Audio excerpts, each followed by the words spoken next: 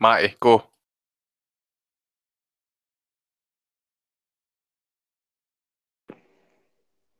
He's muted.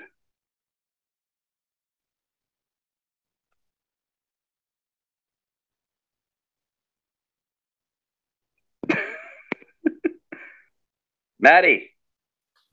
We're live, bitch, and you're now fucking muted. Come on. Oh, fuck. God damn it. I don't like hangouts, man. I like the old stuff. Back from the grave, Matty D hosting the 239th edition of the Boxing Asylum Nuthouse, and it's off to a great start.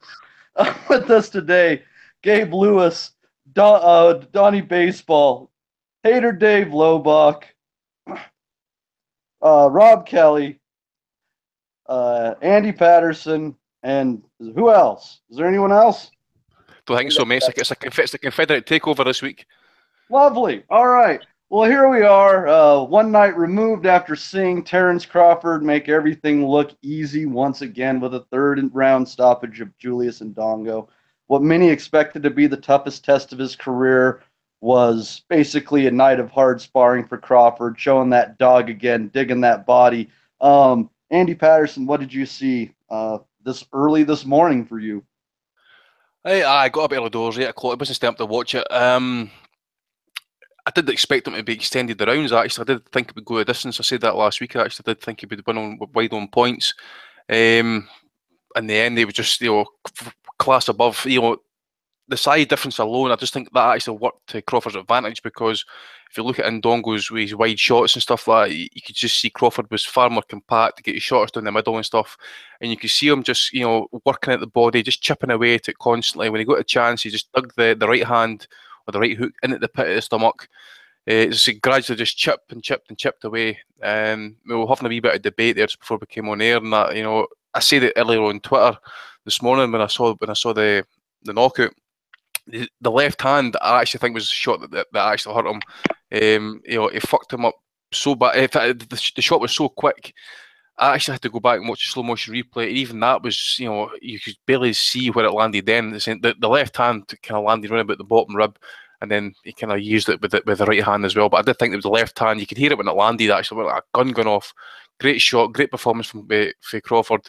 Made a wee bit of history as well. I think it was 10 years for the first, 10 years for the last undisputed champion. So that's good, a wee bit of history there. 12 years. 12 years, is that right? Okay. One thing I did notice last night, I don't know about you guys in America and stuff, if you can let us know what they were saying on ESPN and stuff about Crawford's future opponents. They're saying on Sky and stuff, really he's kind of sounding like he's going to be moving up in weight.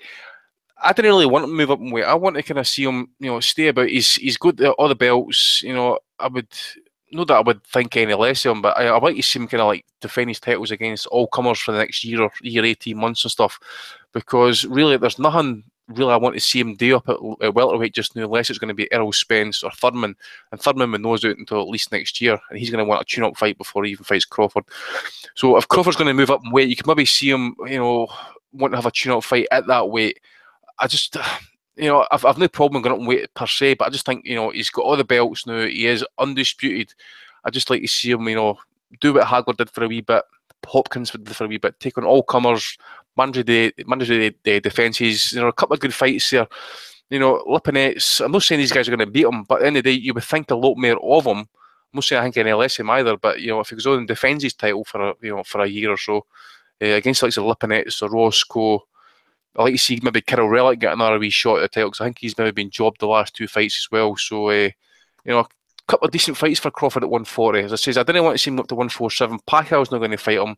Jeff Horn's fight's happening in November, apparently, so that's that fight off the table. Thurman, as I say, he's out for a while. Spence, I don't know what Uncle Al was doing with him, so he has got options, I suppose, but I like to see him stay at 140. Garcia, that Mikey Garcia, for instance, he says he only moved up to fight Broner at 140. So it sounds like he's going to go back to 135. And we don't know what the situation is going to be like with him and Bob Arum to get that fight made. So politically, that could be a fucking minefield to go to. So it says stay at 140 just now, pick up some mandatory defences unless you're going to get a big money fight against like a Thurman or a Spence. You know, his resume is starting to pick up a wee bit. He still needs a kind of breakout name, you know. But end of the day, I just think this guy he is so good. I think he's only going to get you know, better. I think as well. He's up in weight. I think we're going to see him at his absolute zenith there. But as I say, stay at 140 for at least a year to see where you're at. You know, no where you're at, but I just want to see where the division at 147 is at, because you know we just don't know what's happening with it just now. So, but on the performance, you know, it was levels apart. Levels apart. Great performance from Crawford.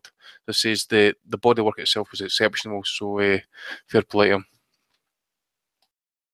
You know, unfortunately, there's just not really any money fights for Crawford at 140. You know, I mean, Garcia, if they can make that happen, would probably be worth something. But there's just not a lot of opportunity when it seems like he's at his prime. So as much as you might want him to stay at and do the Hopkins thing, I think he's probably going to go to 147 to pursue opportunities as far as money goes.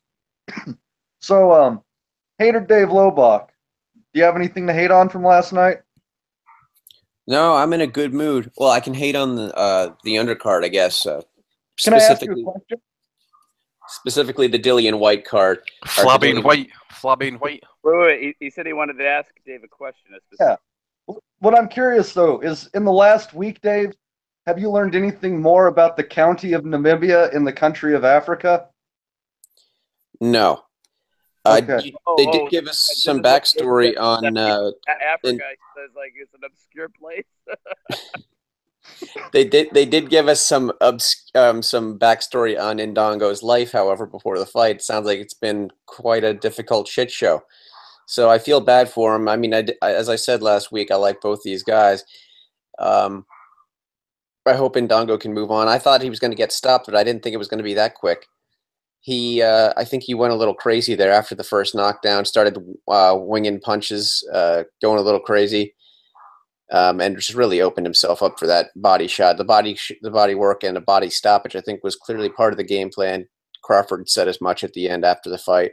That straight left to the body was precise and deadly. I don't think many guys could have survived that. I don't think if you gave Indongo a minute count, he would get up from that. So Indongo, I don't want to see Crawford stick around 140. I want to see him go to 147. I don't think there's any challenges for him. I want to see him in more competitive fights, and I think the fans do as well. So I hope he goes up to 147. It's time to make those fights cross promotion. If he wants to start off with someone in Aram's stable, like Jesse Vargas, that's okay. Sort of get his feet wet at 147, but the names are all with Heyman, so it's time to make those fights. Fortunately, ESPN did call out, or did at least mention the guys in Heyman's stable last night as potential opponents for Crawford. So they're talking about it. It's not like the fights are off the table or anything. We just need to sit through some negotiation. But I'm in a good mood. I mean, we got free Terence Crawford fight on ESPN. That's great stuff. Screw HBO. If they're not going to pay for it, find somebody who will. I'm loving this free boxing we're getting lately. The good thing as well is you're going to listen to Max Kellerman for the last 2 or 3 weeks, mate. No, you have to listen to Teddy Atlas instead. You know what you got to do after this? You gotta eat a ice cream sundae. No, a milkshake. Why is that put water in the basement like? Does he have to put any bugs on the windshield, though, Dave? It's Take some air out of those tires. Max Kellerman. Yeah, Kellerman or Atlas, pick your poison. Yeah. So, I don't know. Anyway, back to the subject at hand. So, thinking about early days of Mayweather's career, people look at him as the older defensive fighter. But at 130, 135, he had some real dog in him. And Terence Crawford really seems to have that too. What do you see as far as if he'll keep that viciousness moving up the scales, Rob? Sorry, I'm eating Twix. No, I think 147, I'm a bit with Andy. I want to see him maybe stick around for a 140 fight. I would love to see him fight Mikey Garcia at 140. I don't see why the fans can't demand that fight. Garcia just fought Broner at 140. If Broner had won, we'd want to see Broner versus Crawford. So why not demand Mikey Garcia versus Crawford? If he goes up to 47, Thurman, as we said, is out. Garcia fight doesn't really make sense anymore. Garcia without a title, I'm not sure Heyman want to cash out on him just yet. Spence is probably too big for him. Pacquiao's tied up, so why not look for Garcia versus Crawford at 140? I think that'll be a hell of a fight. Absolute top class of skill sets. Two guys who never really look like losing a fight. I'd love to see it. You're right, though. I do think about Crawford, though, he has got that dog in him, as you say, Matt. I mean, what fight was it? He knocked out a guy. He was giving him a lot of shit before the fight. Was it Lundy? Who was it? There was one fight that was giving him a lot of shit actually before the fight. The crap out of him, yeah. And he just sneered right at him and stuff like that. That guy, see if it comes down to a like trench warfare fight, Crawford will go there. Like, I really believe this guy will go anywhere he is. He's going to be number one pound for pound. He's once I don't know what's going to happen with Ward at some point. We mentioned the pound for pound list last week. They'll be all up for review again shortly as well. But Crawford's definitely banging on that door for number one shortly. Like, did anyone see when Crawford said last night? I thought it was really funny. Crawford said, he's like, I'm number one pound for pound now, or whatever. And then he had to go back down to the ringside and do the interview with Andre Ward. Ward will sue him now.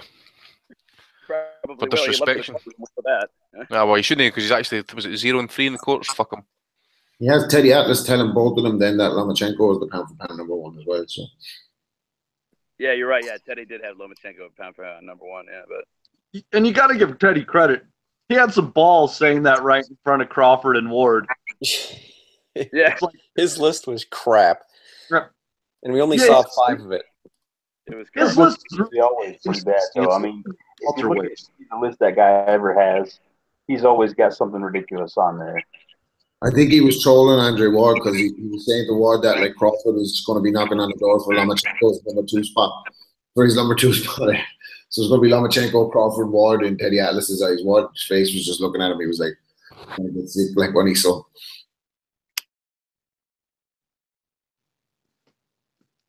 Donnie. Yeah. Hey, what's happening, man? All right. First of all, let me just say one thing. I didn't even ask anything yet. Oh, okay. Well, then ask. But it wasn't just. I wasn't asking you to just opine off the cuff here. Okay. All right. Here's my question for you. Matt, are you blazed, mate? Is it a day that ends in Y? Yes, that's what I'm talking about.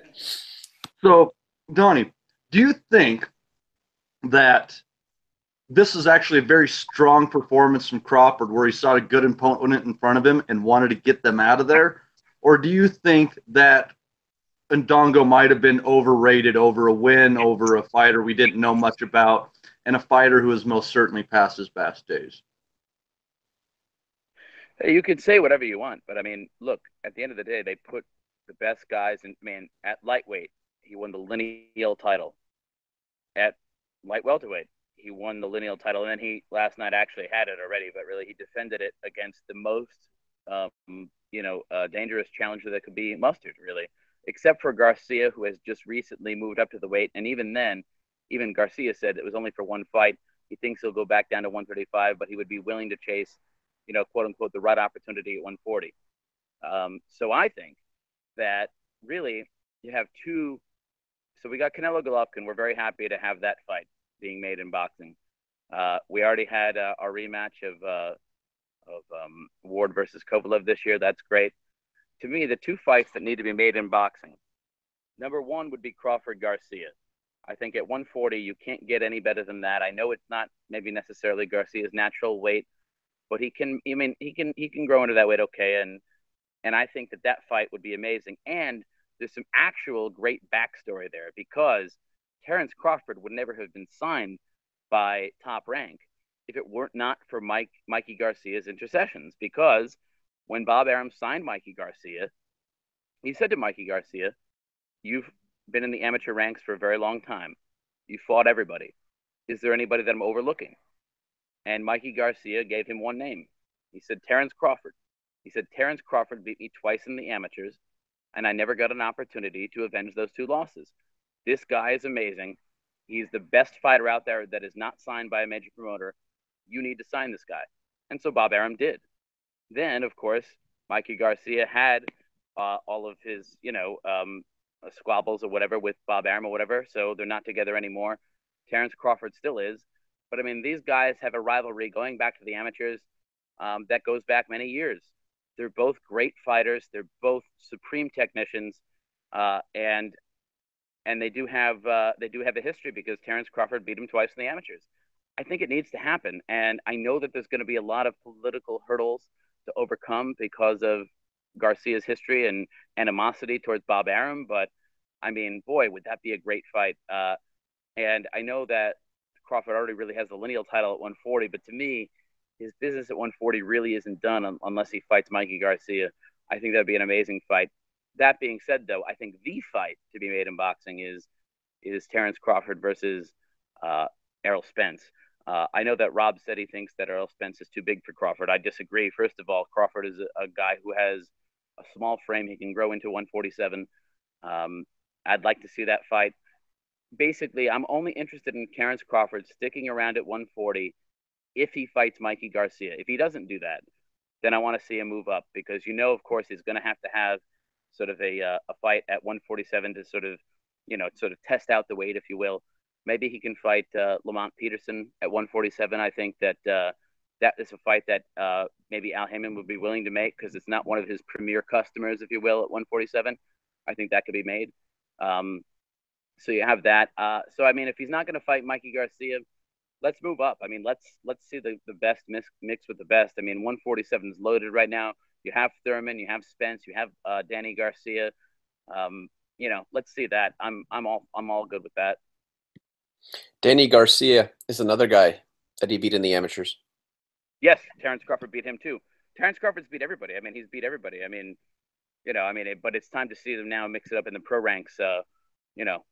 In the high stakes game, and I really want to see it. For being able to beat guys like Mikey and Danny in the amateurs, the guy only had 70 amateur fights. I mean, it's a lot, but it's not as much as we are used to. Like, Lomachenko had 400 fights in the amateurs. Yeah, you're right. It's not that many. So, Gabe Lewis, who you got in a fight between Terence Crawford and your Texas boy Errol Spence? Spence will take him. I don't have any doubts about that. I think at this exact moment, if Crawford moves up, Spence takes him. If we give him a couple of fights to grow up a little bit into the weight, it could be a little bit different of a story. But I just I gotta think that Spence has the speed, he has the power, he has the tools necessary to beat Crawford right now.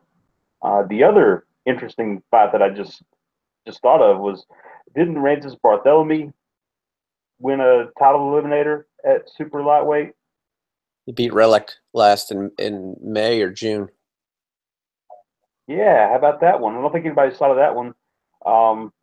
Back to the question at hand. I gotta go with Errol Spence. I've been watching that kid from the Olympics and on, and there's nothing that the kid doesn't do well. Kell Brook had him on a big stage, and I don't know how you guys feel about Kell Brook, but I've always liked Kell, and he's a crafty veteran. He's been around a while, so it wasn't any surprise to me that the fight was rough early on, but he found his legs, and once he kind of got his feet under him, he was good to go. I think that would be an excellent fight, but I would like to see Crawford have a few fights at welterweight before jumping straight into a fight like that. The hurdles would be a big thing, I suppose, with cross promotion. I guess that'd be the same issue with Barthélemy, same issue with Mikey. But I think there's a lot of good fights that could be made either way. I just think that, in my opinion, I'd like to see him hang out at 140 for a little bit and defend the titles. But we all know that's horseshit because in a couple of months it's going to be stripped of one of them for fighting somebody that won sanctioning body doesn't have ranked as highly, so they're going to strip him of the belt. You know how that bullshit goes, but I don't think that takes anything away from him. It's just difficult to do that. It's difficult to stay that active and to keep coming up with those mandatories. Aaron is be up able in to protect his titles, I think. What's that? I said Bob Arum might be able to protect his titles. He could be able to. He might be able to. If anybody could, I think it would be him. And then I think it also is depends on how much Crawford really wants to keep all of them unified. I mean, either way you look at it, he's the title holder of all of them right now. If they strip him for not facing a certain opponent, it's going to be bullshit, and we all know that anyway. Which I think they kind of alluded to last night whenever whenever Bernardo asked him what he thought about titles, and he said that he was happy to have them all. You know, I mean, shit, who wouldn't be? That's a hell of an accomplishment. And like we've already touched on it, it's one that doesn't happen often. It hasn't happened in, 13 years, 12 or 13 years maybe? So overall, great stuff. If he fights Errol Spence, I think he's going to lose. I just think Errol's a little bit too big for him right now. If he grows into the weight, it could be pretty competitive.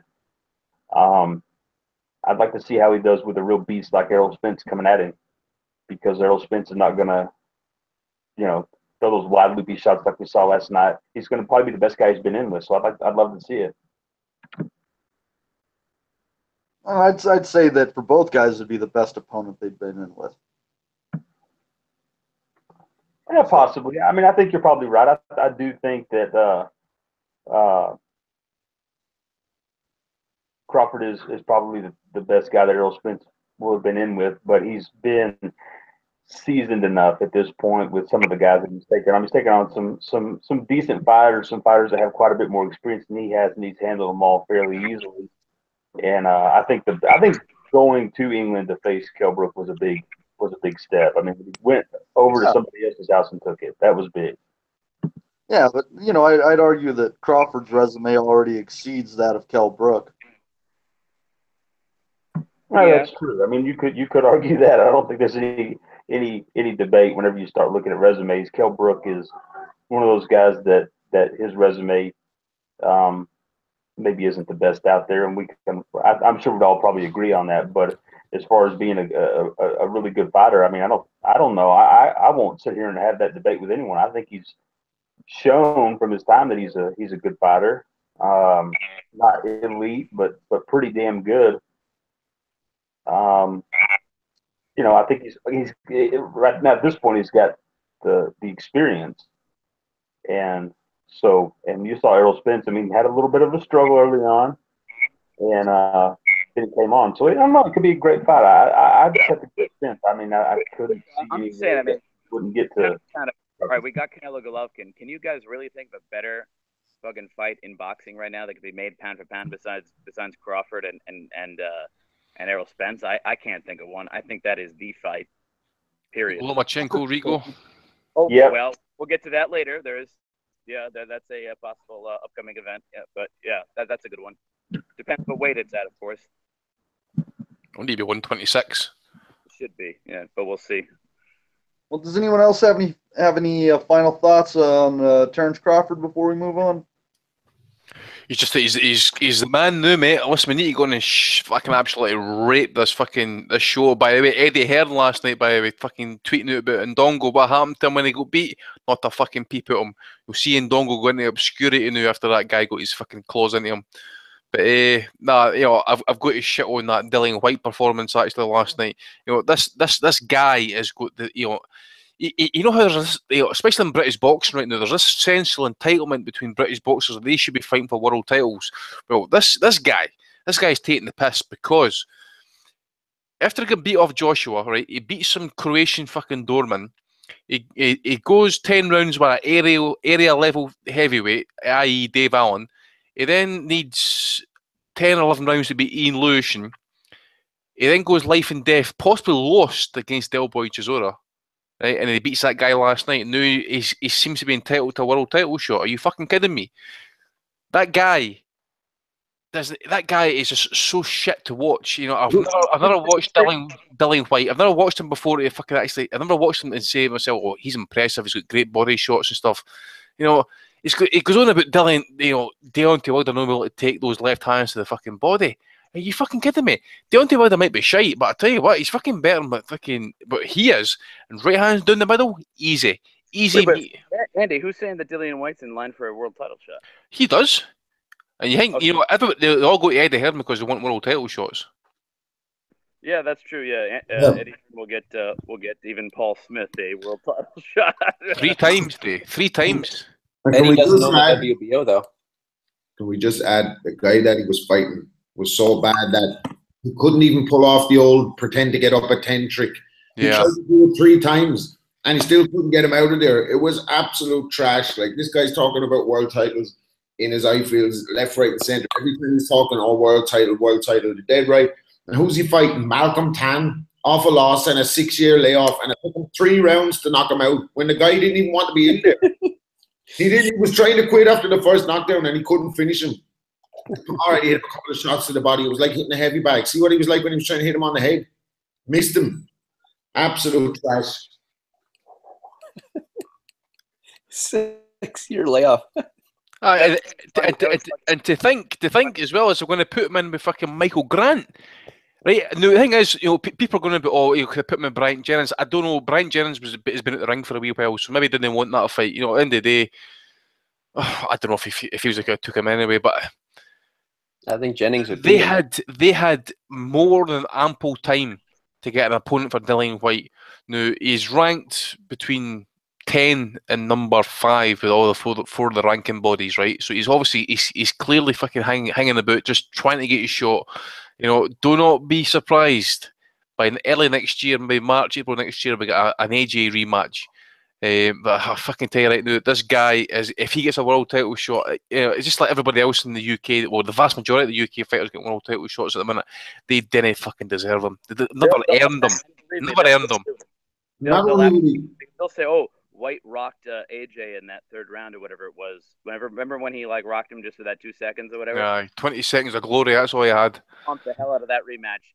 And not only will we get a rematch, or not only will we see him in a world title fight, the world title fight would be a big pay-per-view event between him and the Bomb Squad, and it's going to be all hyped up, and they'll actually be charging for it, which is criminal. And then if he's lucky enough to pull something off in that fight, we have the mega showdown blockbuster Wembley, him versus AJ 2, unfinished business. So we've got a lot to look forward to. It'll be the rubber match because he beat AJ in the amateurs.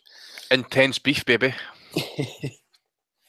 Oh, Lord. No, I mean, forget those 20 seconds of glory. His true glory was coming on this show. We made him. If it hadn't been for that, he would have never got the AJ shot to begin with. You can make them, you can break them. So, well, also on the at card last night, white nationalists across the country, the United States, were confused all night long, trying to decide between a white guy from Russia and a black guy from America. Alexander Gvozdyk came out on top over Craig Baker. Donnie, what are your thoughts on that? Really nice right hand over the top behind the glove that Gvozdyk landed. Actually, I was taking a shower during that fight. I missed it. God damn, you're a homo. Sorry, you can. There's many other panelists. I think. I think he was either working on a couple of things last. I thought he could have got the guy out there whenever he wanted. The guy never really bothered him. I just felt, when you seen Gvozdyk actually, drop the heavy shots on him, that's when he just stepped in and ended it. He could have done that anytime he wanted. I don't think we learned anything off that last night. It was simply a keep busy fight for Gvozdyk. Unless they're trying to cover up for him, I don't know. But I think we need a wee bit better opposition for that. End of the day, we're talking about this guy as a future world champion potentially. So as a result, I think we should be expecting. I know he's only about 14-0 now, 12 knockouts, but I think we need a wee step up for there. I mean, he's beat Chilemba, he's beat Gonzalez, Mohammadi, Kapensi. These are decent names, and some of these guys have been blown over by like Kovalev and Pascal type of thing and stuff. I'm not shitting on the guy any way, shape or form. I just think it was a wee bit of a step doing that guy there last night. I felt it looked like he wasn't capable of doing anything against him. And if you're getting stopped in the early doors off Edmund Rodriguez, I think you're actually, there's question marks. So I just think that, we can give him that one, a wee tick over job. Maybe a couple of ranking points So, I think we step up again. Yeah, it was just one of those fights. I will say that Baker did all right moving around. I mean, I think he did show that Gvozdyk isn't the most fleet of foot if you're looking for something really to critique him on. But overall, good night. Good shot behind the gloves there. Fair stoppage. Let's see here.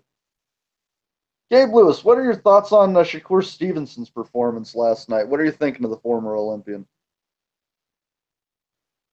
I thought it looked okay. I really expected him to get out a little bit sooner than he did. I was a little bit disappointed that he didn't put the pedal to the metal a little bit more, and then just pretty much crush the guy he was in with. But I mean, overall, it wasn't.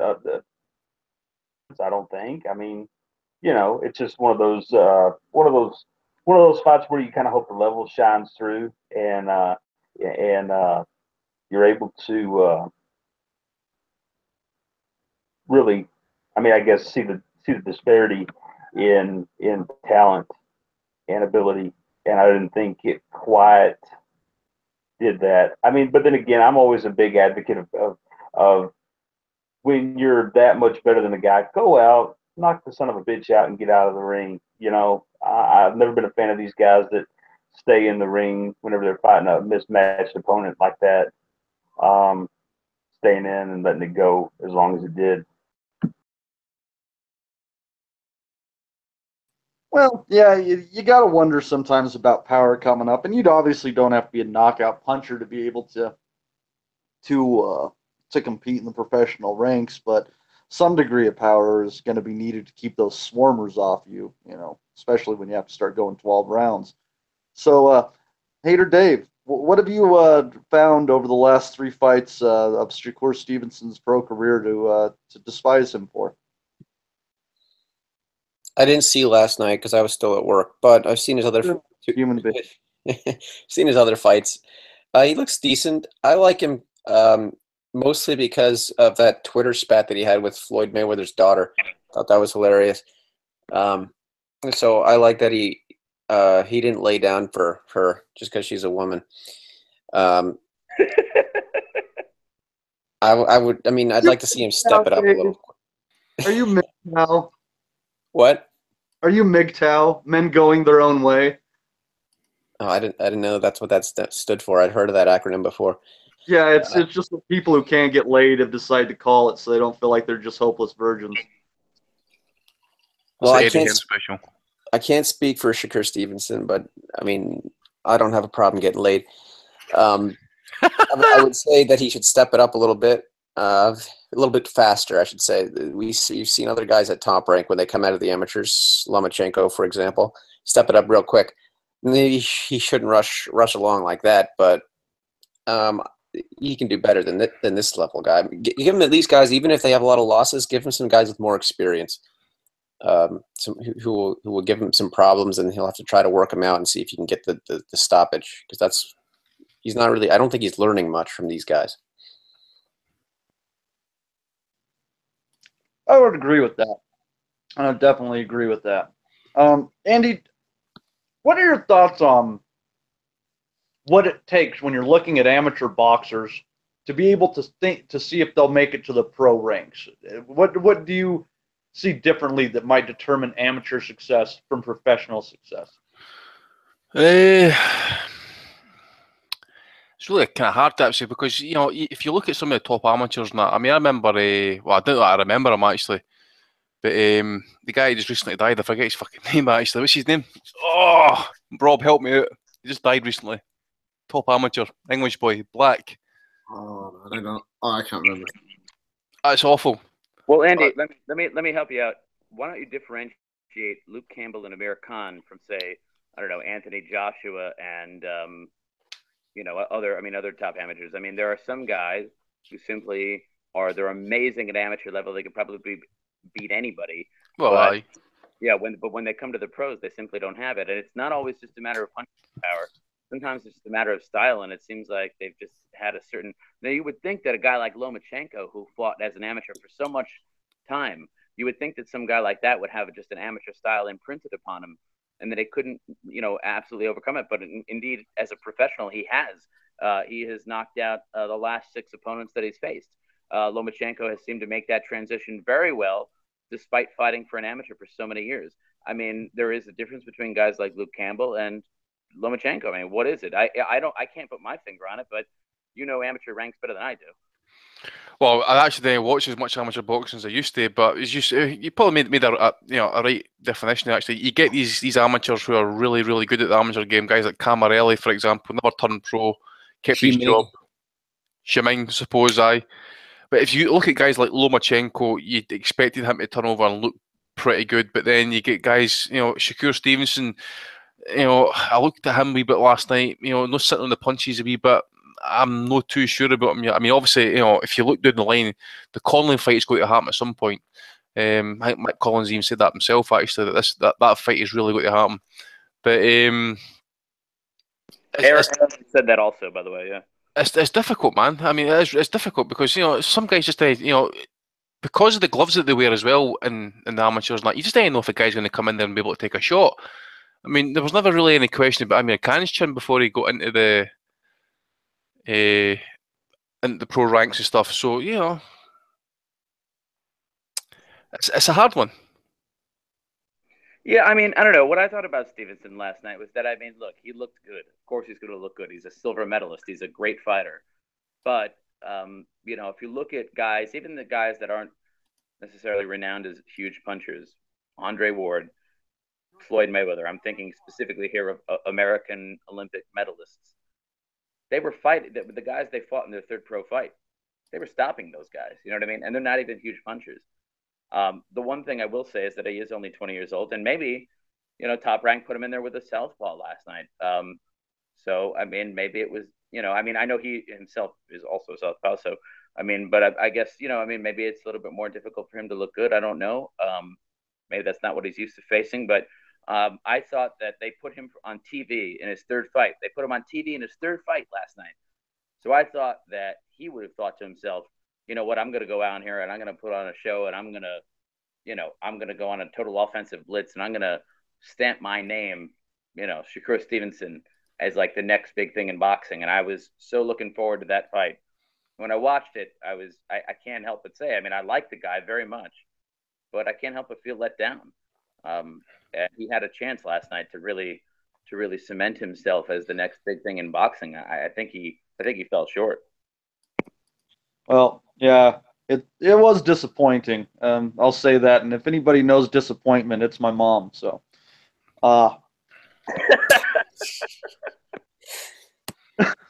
so there's and before we move on to the next fight to discuss, there is a knockout worth talking about. The fight's not worth talking about, but Mike Alvarado scored a sensational one-punch knockout last night. Always high, baby. It was beautiful. Is he ever? It probably will land him into another fight where he'll make some money, but I don't think it means that he's back, man. Mike has been ridden rough, but great shot there, Mike. Good job. The fight I kind of really want to talk about, guys, and I want to turn this over to Gabe because this is your realm, as I recall, my friend. It's been a long time, but the fight between Yamanaka and Neri was a bit of a shocker to many people, as a lot of folks had Yamanaka in their top 10, and he gets blitzed out in the fourth round. Don't even know if it was a knockout or a DQ there, because his trainer came running in like gangbusters to stop that fight. But Gabe, what are your thoughts on Yamanaka's loss in what was a very entertaining affair for all of about 12 minutes? I just was able to read some of the stuff online. I haven't got to the fight yet. It's downloaded, waiting for me. But you then, Rob Kelly, you've seen it. You suck if you haven't seen it. Hold on, though. I got to tell you. I mean, I can at least tell you what happened. I was at work and I was on my phone checking to see what was going on. And I check in, and all of a sudden, I read that it's a fourth round knockout, and I'm like, holy shit! I couldn't believe it. I was really shocked, to be honest with you, just reading it. So, and I think I got to be fair here. That's probably the reason why I haven't watched it yet, because I was kind of just dumbfounded. I was like, "There's no way." I had literally probably a half of a percentage point chance of that happening. Like, it just didn't even cross my mind. I was going to open it up and see that Yamanaka had gotten his guy out of there in the 8th or 7th round, something along those lines. And literally, I just sat there staring at my phone for about 10 minutes, just wondering what the fuck happened. Hey, you ever see the episode of The Simpsons where Homer fights Drederick Tatum and Mo flies in with the fan and pulls him out of the ring? That was kind of what this was with the trainer going in there. I think there's something he must have saw between rounds, and we'll go to Rob on this, that made them more tempted to jump in there, because he didn't go down. He was showing some evasiveness, but he was getting clocked. Do you think it was a good call by the trainer, or do you think they should have let it try to go to the end of the round? I'm not sure, because he didn't seem like he was able to hold it, so maybe they were just erring on the side of caution. Like, I mean, we're not close to the fighters like that, so maybe they're just wanting to live and see another day, you know what I mean? But it didn't seem like he was able to hold off the attack, like, so maybe they just jumped in a little bit premature, but it looked like it was going his way anyway, so he was going to be done anyway, so yeah. Well, he seemed to be a bit, maybe Yamanaka's a bit faded already, because if Neri knew how to throw a straight punch, that fight would have been over much quicker. But he just kept swinging with those roundhouses. Do you take much from Neri's victory, or do you think we might be looking at someone who got one up on a good name but a faded fighter, Rob? Well, who knows? Like, maybe he would have gassed later on in the fight if he kept throwing wide shots too. You know what I mean? So I don't know. Is there any kind of point? Is there a cause for a rematch or a call for a rematch on this one? Or? Nah, there's no need for a rematch here. Like, I mean, I think I said it last week. This was a potential change in the guard. You got to take a bow on this one, Andy. You called this and nobody else did. You said, I have Yamanaka in my pound for pound list, but I tell you what, I don't think he may not be in it next week because he's in a tough fight. And I think that a lot of folks would have picked Yamanaka. I think that according to all the odds makers, he was at least, I think, a 1-10 favorite, I believe. Was it as much as that? Was it? Fucking hell! Yeah, it was heavily favored. Yeah. Interesting, because I say, he'd been dropped Yamanaka like 4 or 5 times in his last 5 or 6 fights. And he's like one of the long-standing champions at the end of the day, but. Even though early doors, I did think he was not per se winning, easily. I just thought he was, his textbook boxing, his jab and his left hand. He was loading up with the left hand affair, but I did think he was basically controlling it a wee bit. But then it was just the arsehole winder, a shot that he got hit with and stuff. I watched the fight live. I was tweeting out. I says, "Fucking hold, you bastard! Fucking hold!" Because it's just like pure Japanese samurai. As soon as he got fucking tagged, as soon as he got hurt, what does he do? He fucking pulls out his sword and decides to go to fucking war, right? He should just have held. There's no shame. Either just hold, get yourself through the round and regroup. But no, he tried to fucking bang it out, and he just basically got caught. It was a mercy stop at the end of the day. I did think. I'm not a big lover of corner stopping the fight, but at the end of the day, they know their fighter. I think Yamanaka himself personally knew after that fight he can't win a rematch. I think deep down he's going to retire. I think that is one of the last of the old guard of Japanese boxing. So I think it's a retirement for him. He kind of complains. He's had a decent career, long-standing champion, pound for pound ranked. No anymore though, but fair play to Neri. He was getting a lot of hype coming up. He went in and done the business, travelled for it as well, so you got to give him every respect. And hopefully we can get some unification fights here, because that was one thing that bugged me about Yamanaka's career. Actually, he never really got the unification fights kind of lined up for himself, and then he wasn't kind of prepared to travel like a few of the Japanese fighters. So maybe it was a good thing for Neri, changing the guard. So I think it's Puerto Rican. I think so. At least they've got another world champion on there. So I think good fight. Eh? Mexican. Is he Mexican? Right, okay. Well, he fought like a Mexican. I thought Neri's style was great. I mean, he's not the classiest boxer out there, but he was great to watch. I look forward to seeing him again. He was like, he threw the shot so wide. Oh my God! If he hit one fucking straight punch, it would have been over. It was just fucking. Oh my God! He threw the jab straight sometimes. God. Also, he had some decent head movement, and he had a good chin. And he has a big dog in him. So I don't know. I don't expect his reign to last very long, but it'll be fun while it does. The only reason his head was moving is because the punches he were throwing were so wide, they were making his whole body move. I guess we could take it that Matty is not a big fan of Mr. Neri. No, he's fun. He's fun, but it's just one of those things. It kind of, even though Yamanaka does not have, obviously, the resume and the allure of a Manny Pacquiao, Neri's a good fighter, decent enough, but I kind of rate this along with, like, Jeff Horn beating Manny Pacquiao. You mean he was old? It's just, yeah, it's a fight that they would have never lost a fight ago. You know, it's just that tipping point. And I think I tend to agree with Andy. Yamanaka hit that tipping point. But you got to admire the balls on these Japanese fighters, man. God, I'm trying to remember the name of the guy that fought Omar Figueroa. What the hell? Oh, anyone remember that guy's name? Inoue. No, the guy that fought Figueroa at 135 rounds. Was it Kamagai?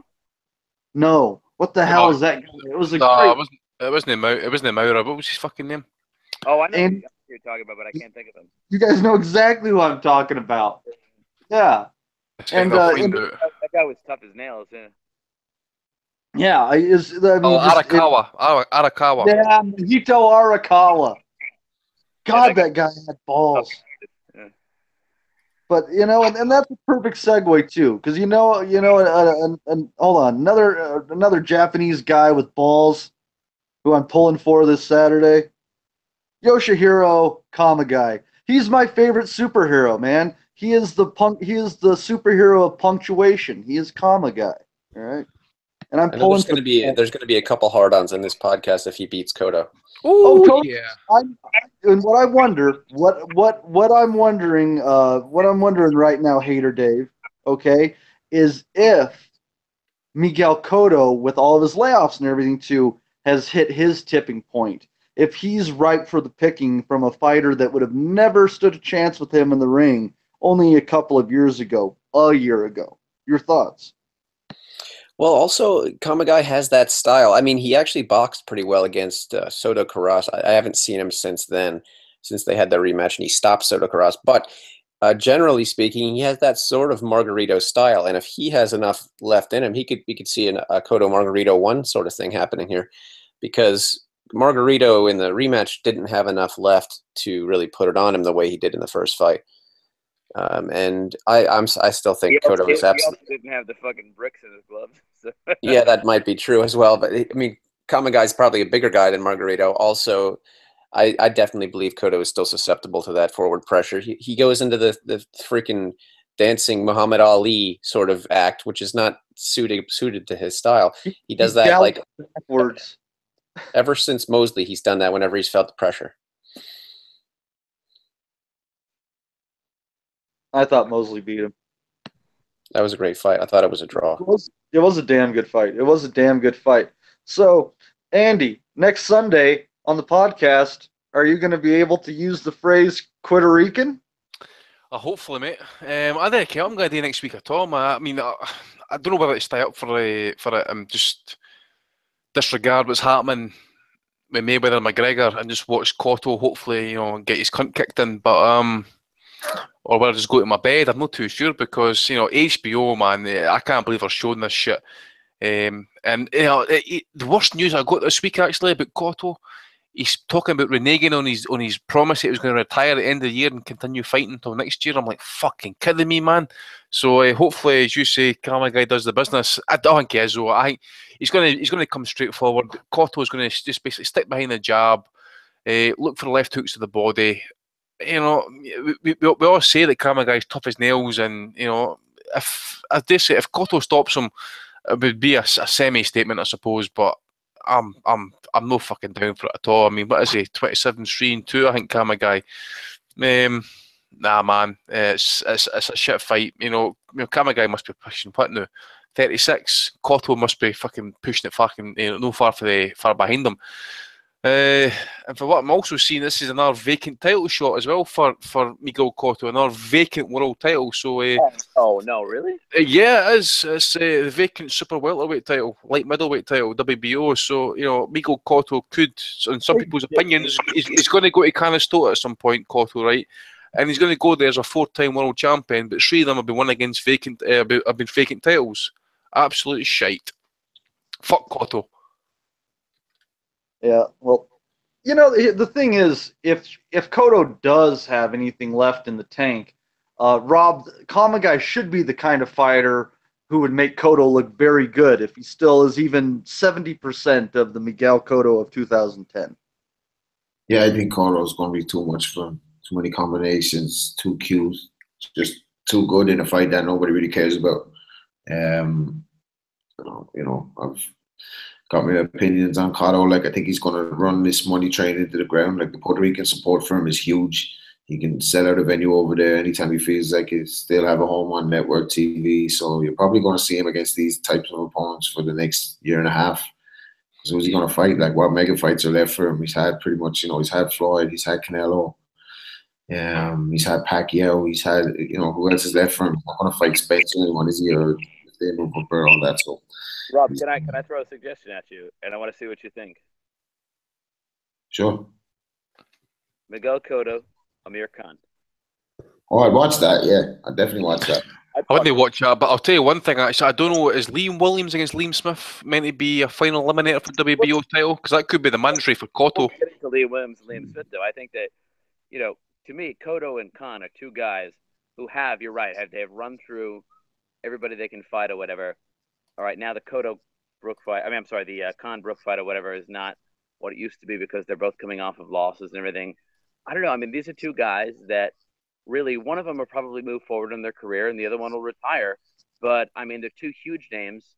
It would be a pay-per-view fight. I mean, it's a big fight. I think they should fight. And back a year and a half ago, I think it should happen. I think it'd be a great fight. Knockout. See the WBO rankings at 154 there at AIDS. So you got a vacant title. You got Miguel Cotto, Liam Williams. They could fight at 150. They could fight at 150 pounds. Fuck! Didn't he Cotto fucking excuses to make catch weights? You cunt. Right? Here's the rankings: Miguel Cotto, Liam Williams, Dennis Hogan, Liam Smith, Stephen Horvath, Kamagai, Kana Islam, Magomed Kurbonov, UK. Is it Nonake and Erickson Lubin? The only decent fighter out of that top 10 there is Erickson Lubin, and he's I think he's a prospect. Must be something like 10, 12-0 at the minute, slightly. He's another Haven fighter getting paid millions, baby. Jack Kulkai fucking bring up the rear. Absolute shite fucking division. I hate 154, man. It's pure AIDS. Yeah, Sorry, go ahead, Matty. No, I just laughed pure AIDS. That was brilliant. So I want to hand this over for the last comment on this because there's one person on the panel who truly loves Miguel Cotto, other than Miguel Cotto. Yeah. Well, we all know Miguel Cotto loves Miguel Cotto, and after this fight, Miguel Cotto will ask Miguel Cotto what's best for Miguel Cotto moving forward in Miguel Cotto's career. Pick up the ass from Big Brian. That's what it will be for fucking Miguel Cotto, and Big Gabe Lewis will be there fucking flinging it in his mouth, eh? Gabe. Fuck you. You're fucking balls as well, you Cotto-loving cunt. What are your thoughts? Someone has to come to Cotto's aid because obviously we like ripping him. We like ripping him. I couldn't hear you, Matt. I said, what are your thoughts? Because we like ripping Cotto. Someone has to come to his aid here. It'll be me. I'll dive on the grenade this time. I mean, if you think that Kamagai's going to beat him, you're crazy. Even at a washed-up state that he's in, I mean, there's no way that Kamagai's going to beat him. And if it does, I mean, I'll admit, point out that I was just dead wrong, but I just don't see any way that's going to happen.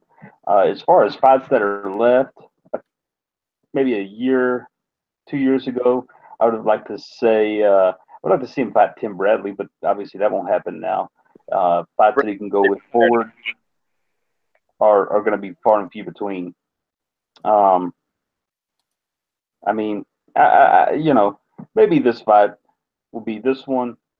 maybe one more and call it a day. There's not much left for him to accomplish. I mean, in terms of on paper, what can he do that's going to boost him to being anything more than he already is. I have to say though, after reflecting back a bit, I mean, I see why some of you guys dislike him so much. He does kind of come off like an arrogant prick whenever he's doing interviews or just plain skipping out of the ring after the post fight.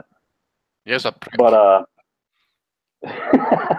I knew you had something to add to it. But the point that I always make is that, I mean, he's had a hell of an entertaining career, and that's really what I've always enjoyed. I mean, you could go off and name entertaining fights he's been in, one after the other. You know, Shane Mosey, that may be my personal favorite. Ricardo Torres. Ricardo Torres, a guy that you know, almost had him out. Ricardo Torres almost put him out of his misery. I mean, hell, even Cotto fight, in my opinion, that was great when he came back from that fight. Yeah, I mean, you can even look at even Chop Corley. Jesus, I mean, whenever he was at 140, he was getting his bell rung, and then he moves up, and Zab Judah gets him a little bit shaken up. That was. I mean, constantly the guy was in. That's a good big fight. Great low blow. Do you remember? Zab complaining to the ref? You hit me in the dick, man. You hit me in the dick. Yeah, he's laying on the ground, rolling around on the floor like a damn child. You know what I mean? No, I mean, honestly, out of the last 10 years or so, is there a guy that you can name that's consistently in good, fun fights? I mean, once the step up to 154 came, I think the value from that point on was pretty much what you see is what you get. A guy that's not elite anymore, or maybe not as able as he was, cracked, if you will, from the Margarito fight. Woo, Margarito, the dawn of fucking boxing. And you know, so I mean, but aside from the 154 brief run at 160, an embarrassment at 160. The whole thing. I mean, everything. Yeah, but tell me you weren't entertained by those other fights. So you see, that's the value that I place on the fighter. That's the value that I've enjoyed from his fights. I mean, when you sit down to watch this fight, you know there's a possibility that it's going to be a hell of an action fight. I mean, Joshua Clottey, he went, you know, close as hell with. A lot of people think it was a closer fight. A lot of people at the time I recall saying Clottey blew that chance. Clottey. Yeah, absolutely. I think he had him dead to rights, and if he would have pressed the gas a little bit more, he had him. He completely had him, and then we would have gotten Pacquiao first in Dallas instead of Clottey. Yeah, it's just his whole reign. See if they go beat off Austin Trout, right? Like Delvin Rodriguez. You know, Rodriguez went to that great fight with Pavel Wallach on ESPN Friday Night Fights. The first fight was a great fight, right? He picks one shot, and I mean shot, Sergio Martinez, right? And then his infinite wisdom decides to fucking drag Daniel Gill down. Now, Daniel Gill might not be a great fucking champion back in the day, right? But I'll tell you what, he was a competent enough boxer, right? But he's got to feel. So some people would say that Daniel Gill wasn't even a worthy champion. You know, Seb used to say the same thing. So what do you do with fucking an opponent like that? You drag his ass down to 157, and the state of him at that weight was an absolute fucking abomination. And I was glad that Canelo beat that. I mean, he's a fucking prick. I don't mean to be disrespectful, but Daniel Gill in that way, and the man looked like he came out of Auschwitz. I mean, it was terrible. It was awful. Oh, it was bad, and he dragged him down. You know, I mean, and then and that actually.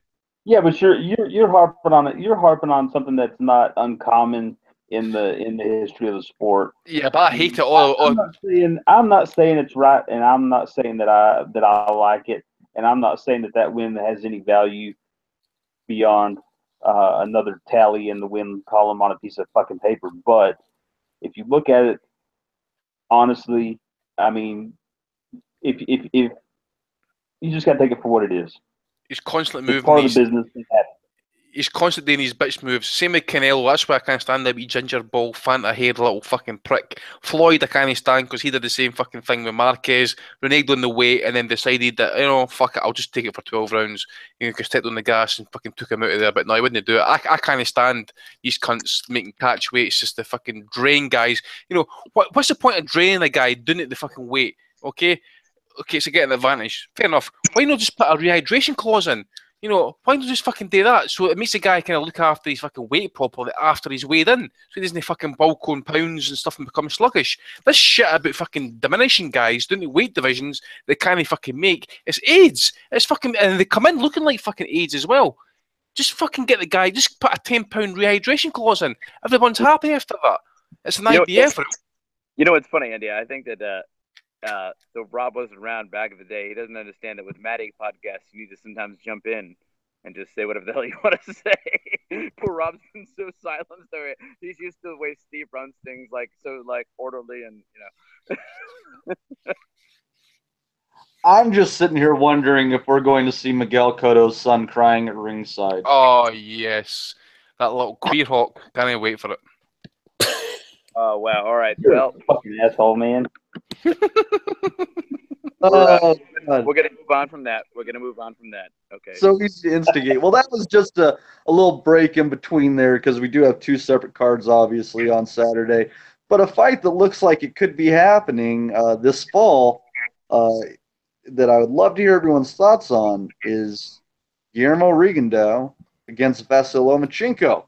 Yeah, looking at 130 looking at 130 pounds. My first initial thought is equally talented fighters. One's quicker on their feet. I'm going to go with the bigger guy in Lomachenko. Is anybody taking Rigondeaux? I'd love to hear a counter. Gabe's taking Rigo. I guarantee it. Gabe? No, I don't know if I can. I don't know if I can do it as confidently as I have in the past. If it's at 130, if it's at 130 pounds, we could have some issues there. There's no information. There's no information as to what weight it's going to be at right now. But there was a boxing scene video that was taken 2 days ago, and Arum, kind of funny. I mean, he talked in a way that I've never seen. I mean, I've watched a lot of Arum interviews about this and that or whatever, and he is the consummate promoter. But he was talking about his legacy in the sport, and he's like, you know what? He's like, I have two fighters right now that will fight anybody on any terms under any circumstances. He goes, one of them is Bud Crawford, and the other one is Vasyl Lomachenko. And he said, and then so they asked him about they said, we heard rumors about Lomachenko fighting Rigondeaux. And he goes, we have been in talks with Rock Nation, and we are trying to make it happen. And he said, if I have to, I don't know how much longer I'll be going on. He's like, but if I have to leave a legacy in the sport, he goes, I would love to have part of my legacy be that I put on the very first fight between two double gold medalists. I thought that was an interesting thing for him to say. I think that to me indicates that it may happen. And if it does happen, that's awesome. I really hope that it happens at 126, because if it happens at 130, well, there'll be two sides to the coin. Side number one is, I think at 130, the fight is a farce. I think that it's so stacked in favor of Lomachenko that it's not even fair. On the other hand, you could say that kind of like a Henry Armstrong type of thing where, he jumped up so many weights. I mean, Rigondeaux rather is a natural bantamweight. And if he were ever to step up to 130, an outrageous weight class for him to even be making a case for himself to begin with. But I mean, if he were to step up to 130 and somehow, some way, managed to pull a win over Lomachenko, let me tell you, Rigondeaux would be the number one pound for pound, because if pound for pound is, and I know Rob always says he's like, pound for pound is all about people jumping weight classes and showing that they're the best across weight divisions, then really, I mean, what greater achievement could there possibly be if you're talking about jumping weight classes? I mean, because Rigondeaux really has no business at this point in his career being up at 130. I mean, that's just outrageous. And if he could ever do that, I mean, to me, he would be the number one pound for pound, bar none. There absolutely is no question about it. Yeah, there's something to be said for that, because, I mean, think about this. Rigondeaux is such a small guy that people have talked about the possibility of maybe him fighting Chocolatito at like 118 pounds or something like that. And then he's going to be fighting potentially Lomachenko who people have rumbled about maybe moving up a little bit and fighting Terence Crawford. Crawford, people are talking about fighting Errol Spence, who fought Kell Brook, who fought Golovkin at 160 pounds. I mean, if you look at that down that line, that's an impressive feat. I mean, that's taking, size out of account and just skill against skill. And yeah, you would have to call Rigondeaux pound for pound number one. The question is, though, Andy, is because of the massive size disparity, would Lomachenko get reasonable credit over the victory as well? Well, I've already seen it, mate, to be honest. I've already seen people hating on Lomachenko with this news that came out there last night. It was just off the back of, like, it seems to be like Mexicans, people running about the kind of south part of America, and that seems to be kind of shitting on, the potential Lomo Rigo fight.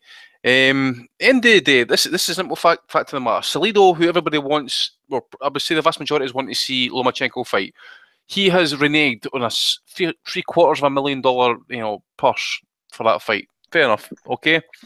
So people are clamouring for him to move up and wait for Mikey Garcia. So Rigo's been calling for his fight for long enough. It looked possible, maybe like 12 months ago, whatever, especially when he was at 126. But I'm not interested in if I can catch weight. Rigo is in no position now to be making demands. If you want that fight, call him all sorts of names under the sun, you take the terms that he offers you. He is the man. He's the one with the fucking promoter, with the TV deal and stuff like that. You're just a guy floating. You're just a kite in the wind. You do what fucking your guys tell you. You paying off your trafficking trip. That's what you're doing at the minute. Now, I like Rigo, but at the end of the day is, he's going to take this. He's going to take the rough of the smooth here. He's going to take the fucking short end of the stick and take this fight at 126. He can come in at any weight he wants. He can come in at 120, and as long as it doesn't diminish him in any sort of way, no problem. It's the type of fight that we want to see. But what about 130, Andy? Well, the title won't be on the line. Well, 130. Aye, obviously the title will be on the line at 130, but. Sorry, I forgot he was at 130, Lomachenko, but he can come in at any weight he wants, Rigo, as long as it makes him fucking feel better or whatever. If he's quick on the ball, we can come in weighing at 118. I don't give a fuck. People can't be shitting on this fight. If you want Lomachenko to fight anybody, then you've got to be demanding them to fucking have unification fights. Berchelt, Corrales, Davis type fucking thing. Why should he be force himself up to lightweight at the minute? All he's got Linares, who's fighting. I forget who he's fighting at the minute. Luke Campbell, that's who it is. Robert Easter, I've not heard much about him at the minute. Terry Flanagan's not doing much either. So that would leave Mikey Garcia. Is he going to 135 to fight Garcia next, or would it happen immediately next year? I don't know. We didn't care what Garcia's doing. I think at the minute they're talking about these TV deals being an obstacle for his fight to happen. So fair enough. So Rigo is a fight, and at the end of the day, at least it gets Rigo off the fucking platform. If Lomachenko beats him, we can then end the discussion that Rigo is finally, he's been taken, he's over the hill, bloody fucking blah. End of the day, I think it's like a wee bit like Mayweather Pacquiao. This fight's going to happen. Simple fact is, you've got two of the greatest amateurs ever potentially fight off in a professional ring for a world title. Make it happen. Get it out the road, and then we can get on with it. We can get on with these calls. Lomachenko unifying division, move up and weight. Yeah, a lot of the time I feel like people just bitch because they like to bitch. Sometimes you just got to look at a fight for what it is and try to smile about it. And maybe you're right. Maybe Lomachenko might end up just demolishing Rigondeaux in 3 rounds because he's that much bigger and stronger. You don't know these things. Anything's possible. Maybe it's really competitive. Who knows? But the interesting thing about this is you got an older fighter who isn't a tremendously mobile fighter, definitely more of a pocket fighter, against a guy who is very fleet of hands and feet and who can work his hands and his feet in unison. Rob, do you think this fight might come down to Lomachenko being able to fire while moving at angles, which is something that opponents of Rigondeaux aren't used to because they try to plant and they get clobbered? I don't know. I think the size is going to be the main factor. I think it's going to be something unusual for Lomachenko, something he hasn't seen before. Rigo's movement, Rigo's timing, Rigo's speed. Rigo can punch, but at the end of the day, Rigo can make 118 now if he wanted to, really. So at 130, is he going to be a little bit diminished? We've seen him get dropped before. Donaire kind of dropped him off the pivot. The Japanese guy dropped him off the same thing. I think Lomachenko will be looking for that. He'll have studied tape and seen that's the only potential chink in his armor. Kind of when he's coming off the pirouette, he leaves himself a little bit open. He's been dropped twice off that. But I mean, I just think I'm the biggest Rigo fan out there. Like, I think the guy is sensational. He's like nothing I've ever seen before. But Lomachenko's up there too at the same kind of level, and I just think he's too big.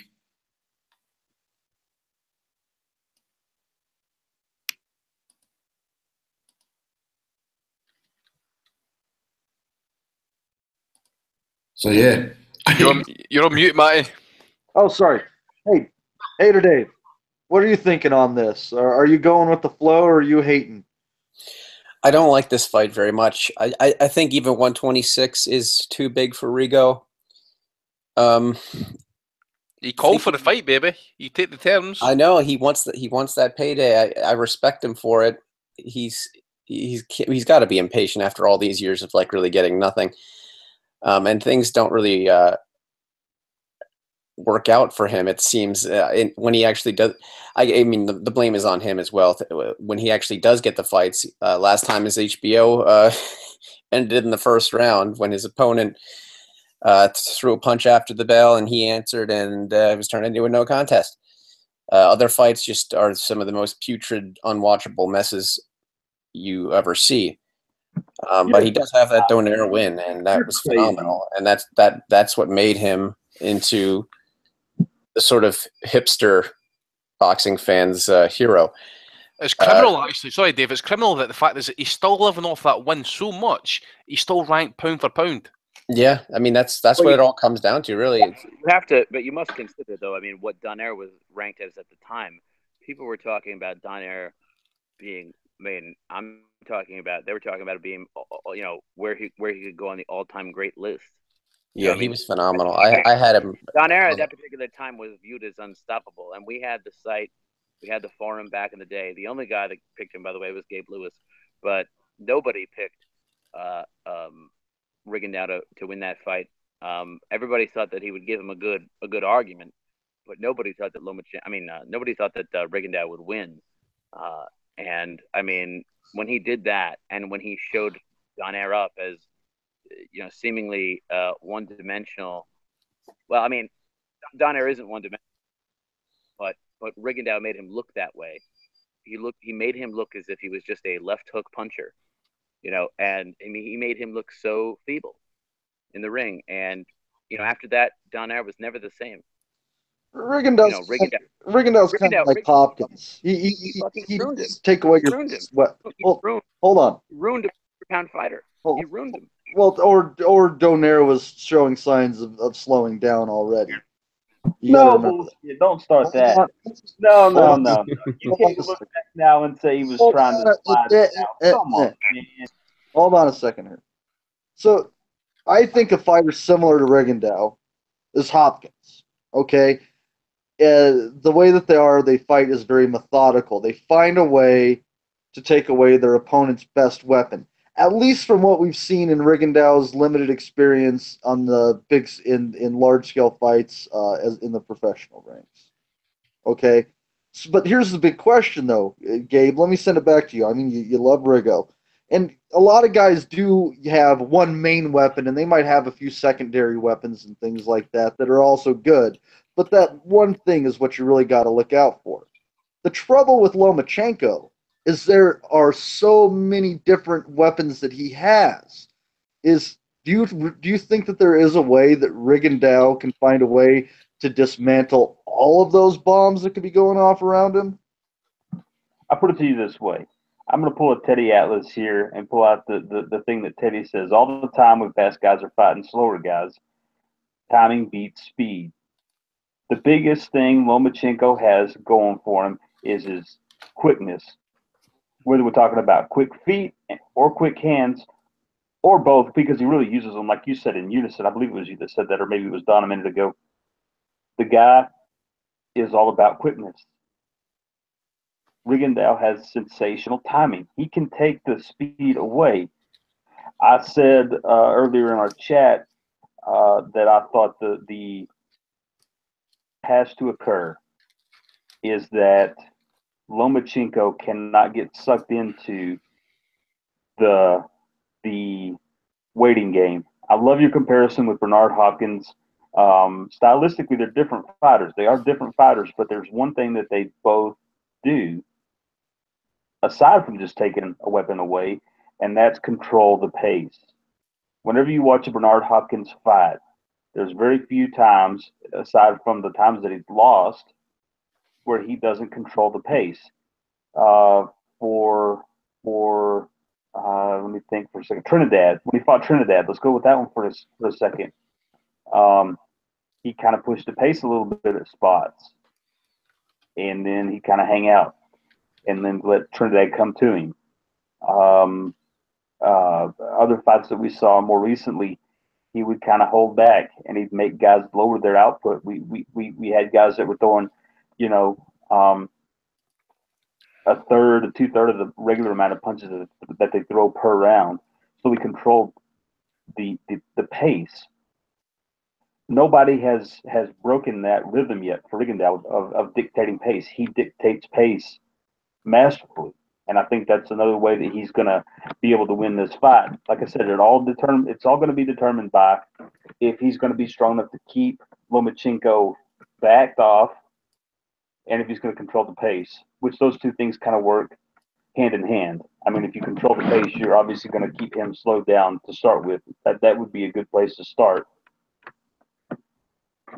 The combination punching is gonna be one of those things, but we've seen him in with somebody who is able to throw some combinations, not really known for combinations so much as one punch with Neri, or there's not a way to really calculate that, though. We haven't seen him in with a guy like Lomachenko, and even at 130, I'm still gonna pick Rigondeaux. I still think Rigondeaux can beat him, and I still think he will. Although I will say at 130, the chances shift a little bit towards giving Lomachenko a little bit better of a shot. I mean, obviously, if he's the bigger man there, then that gives you some deal. But I mean, we've seen him fight. How many fights has Lomachenko had? Not a whole lot, but he's had enough. And we haven't really seen him break out any blistering, just destructive one-punch power. Bullshit. No. Rocky Martinez. Rocky Martinez had been in some wars, and I had never seen anybody lay him out the way Lomachenko laid him out. Correct. But that was with a body shot, though, to be fair. No, he didn't. He fucking knocked him right hook. Right hook to the face. Okay, what? Tell me another one then. He's had 10 fights. Do what? He's had 10 fights. Yeah, and what do you want? Actually, at first I used to always say, well, Lomachenko's great or whatever, but you know what? He'll never be a Golovkin because he doesn't fight often enough. Now, actually, that is a legitimate criticism. He doesn't fight often enough because he's on too much guaranteed money from Errol. But I do want to go back for just a second and revisit that, though. I mean, he had one big punch with Rocky Martinez, but I mean, he's not. I'm not saying he doesn't hit hard. I don't want you to mistake my words or imply something that I'm not saying at all. He's knocked out the last 6 opponents. He's knocked out the last 6. But what I'm saying, well, I guess if you talk about his last 3 opponents, for example, he's made them quit. Now, what's better? It's always good for the fan-friendly style. You want to see a knockout, somebody getting iced. That's all fucking great. But see someone quitting 3 times in a row. The last 3 opponents quitting. To be fair, he didn't make Jason Sosa quit. His corner quit for him, I think. Yeah, but it's a mercy stoppage at the end of the day, isn't it? Is that his fault, though? I mean, like, but it's still accumulation. I mean, he's beating the shit out of guys by the amount of punches he's landing. And I'm not saying they're not hard punches, but he's not just a hurricane coming and just blowing everybody away in one punch. I'm not. You guys you're implying too much about what I'm saying, and I'm not going to sit here and defend it for half an hour. But I still don't think that he's a big, huge one punch knockout artist guy. So that helps out with Rigo's case a little bit. If he can play defense like he normally does and land his shots and dictate pace, it's going to turn into a drubbing again, just like the one that we saw with Neri, who Maddie seems to still be sour about, by the way. Well, I can tell you one thing. I can guarantee you this much. Regardless if this fight happens, if it does happen anyway, regardless of Lomachenko wins, he is going to get shat on for certain quarters, guaranteed. Guaranteed. There'll be Mexicans, there'll be fucking Rigo lovers, because simple fact is he's bringing up Rigo 2 weight divisions to fight him, and he's past his best. This, that, and the next thing and stuff. This is guaranteed. I'm fucking logging. I'm going to put bets on this shit. I'm telling this is what's going to happen. Cunts are going to be all over us if he wins this. Even if he stops him, they're going to say, "Oh, Rigo was too old and stuff. He came up 2 weight divisions." What a lot of shit. I mean, see, at the end of the day, this is how you become great. This is how Duran and fucking all these guys and that were fucking, you know, they're revered because they stepped outside their comfort zones and went up there and proved how fucking good they were. So, see, Rigo goes up there and beats him. So what are you going to say then? Lomachenko's overrated or Rigo's that fucking good? Andy, to be fair, though, this isn't 2 weight divisions. It's actually 3 because... Yeah, I know what you're saying. We all think that Rigondeaux can make bantam. That's 118. So you talk about 122, 126, 130. That's really 3 weight divisions. I mean, that's a huge ask. I mean, I think that you're right. Lomachenko will absolutely get some hate if the fight happens at 130. I think he'll get less hate, though, if it happens at 126. I think 126, Rigo has fought there before, right? I think it's a fair fight at 126. I just think that at 130, though, you're right. I mean, there's not a lot for Lomachenko to earn there because, you know, people will just say, well, you just dragged a small guy up and a great, you know, big man beats a great small man. Andy, I agree with you 110% that it's shit, though. I mean, and if you ask me, this is the fight that I want to see. So you won't hear me complaining that, you know, if he knocks Rigondeaux out, that, oh, he's a small man and he's old and washed up. No, I'm going to call it for what it is. He beat one of the best damn fighters on the planet.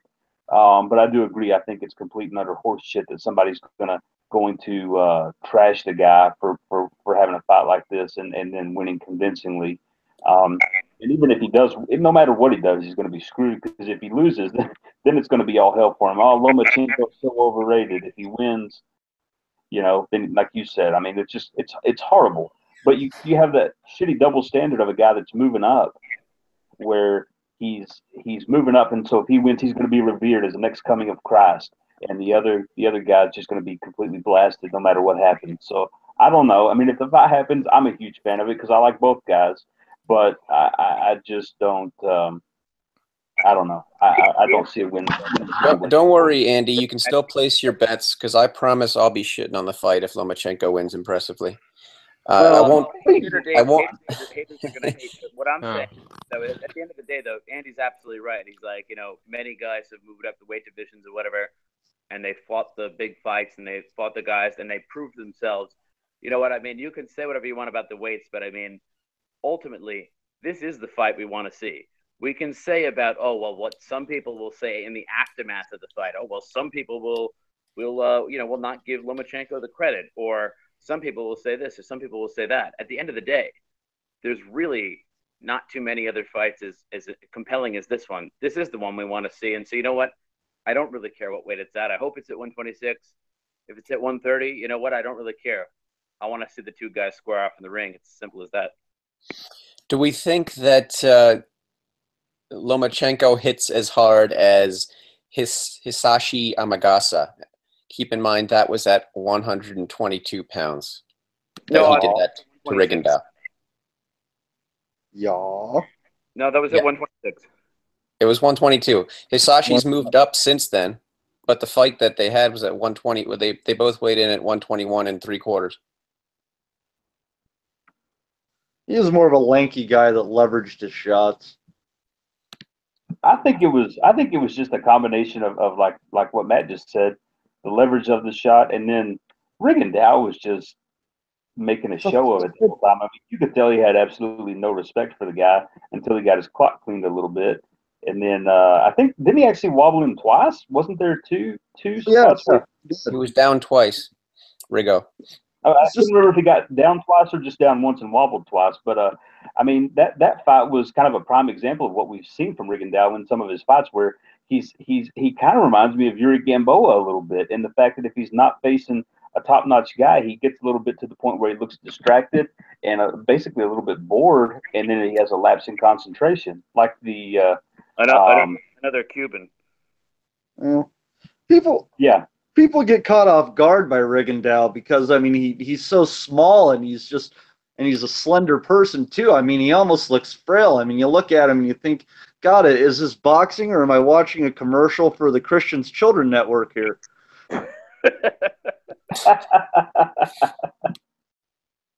But and I think that kind of catches because I think they can go in and manhandle him, and it just hasn't been the case. This is the case where I think where someone can manhandle Rigondeaux. But anyhow, we got to move on here. That was a great conversation, though. I think there's only two fights on the Mayweather-McGregor card that are worth talking about. First of that, I think, is going to be Nathan Cleverly defending his 175-pound title against Badu Jack. I think that's actually an exceptional fight for this card. Does it make it worth $100? You be the judge. But Dave, you're a big hater. If you like this fight, I think everybody's going to like this fight. What are your thoughts on Cleverly against Jack? It is a solid fight, and I think even though Cleverly's been shown up a couple times in the past, and I think that Badu Jack is overall a better fighter than him. I think Cleverly's style is tricky for Jack, as long as he keeps moving and keeps up that volume. Because Jack likes to fight on the inside and work him on the inside. If he can get inside, then I think Jack's got no problem winning this fight. But I don't know. Cleverly stays active, and DeGale's activity on the outside gave him rounds against Jack, even when Jack was doing the more damage and landing the harder shots. There's no question that judges were scoring several of those rounds for Jack just based on activity. So I think Cleverly can win that rounds that way as well, especially considering this is Jack moving up a weight. He's obviously a big guy, but I don't think he has the biggest frame. I think he's just a heavy guy. So I don't think he's going to have the length or the height that sort of a natural light heavyweight would, but we'll see. I just have to see him in there with some of these guys because it's a fair jump up in weight. It's not just like 7 pounds. It is 7 pounds. It is 7 pounds. Yeah, it is. I was thinking of light heavyweight to cruiserweight. Yeah, it is 7 pounds. That said, while I do like the fight, it's not worth $100 for certain. And I hope nobody on this podcast is stupid enough to buy that farce. If anybody buys this fucking fight, I swear to God. All right, we're not talking about the ethics of buying the fight right now. We're talking about fights. All right, calm your fucking asses. All right. So, Rob, I guess the question coming into this fight is going to be, are we going to see the active combination punching Nathan Cleverly that we saw from his successful days at 175 and in his war against Fanfara? Or are we going to see the lethargic Nathan Cleverly that we saw in the rematch against Tony Bellew? He'd be active enough. I just think Jack will land the heavier shots. Andy. Yo. Yes, Rob. Is Rob still in the call? Rob's running or something. What? He posted in the chat. He's still in the call anyway. No, but anyway, I just think Cleverly. I think he'll be active enough. I just think in the pocket. I just think that maybe Jack's got the heavier shots. He can maybe end up bloodying up Cleverly. I wouldn't be surprised maybe if we see a stoppage here. Actually, I've been a hater of Jack in the past. I kind of shout on Donny's when he said, "Who did you knocked out off Donny? Who's that guy's name?" What? Who's the guy who got knocked off? Badu Jack. Who get knocked off? Give me 2 seconds. Was it Edwards or something?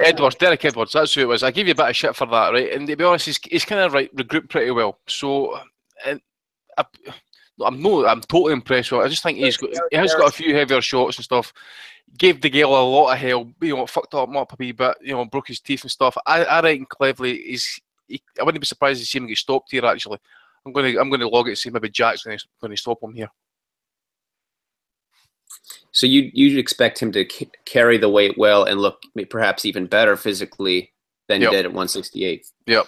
Whereas Cleverly, I don't think he's fully in it. He's not really in it. Jack is looking for I guess he's getting paid well here. So is Cleverly, but I just think Jack's at that point in his career. Cleverly, I don't think he's fully into it.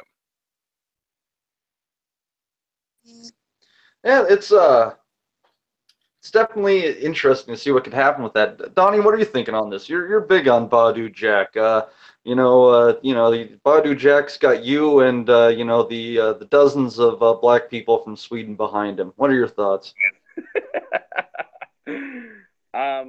Well, yeah, I think I always have been a believer in Badu Jack, and the funny thing is that my full-throated, wholehearted support for Badu Jack actually came right before the Derek Edwards knockout, which Andy trolled me about to no end. And I said, I still believe in him. And thankfully, you know what? He has actually come back and proven that he is worthy of the praise that I originally gave him sometime back in 2012 or 2013. He is moving up a weight. He was always tight at the weight. I actually, to be honest with you, I don't really understand why everybody is saying that this is a really tricky fight for him. I don't know. I just don't see it. I mean, yeah, sometimes Cleverly has volume when he's into it. When he seems to be fussed about actually, giving it a good go. But I mean, I just think that Cleverly's only thing is that he just throws a lot of punches or something. And I mean, Badu Jack is an extremely experienced fighter. He has a good amateur pedigree. He has been in with a lot of types of fighters. I mean, I just don't think that sheer volume is going to be enough to overcome a guy who I think has, proven himself at with a lot of difficult fighters. I mean, I don't know. I think Badu Jack will handle him easily. I mean, maybe it might be a little bit fun for a while, but ultimately, I think Jack knocks him out.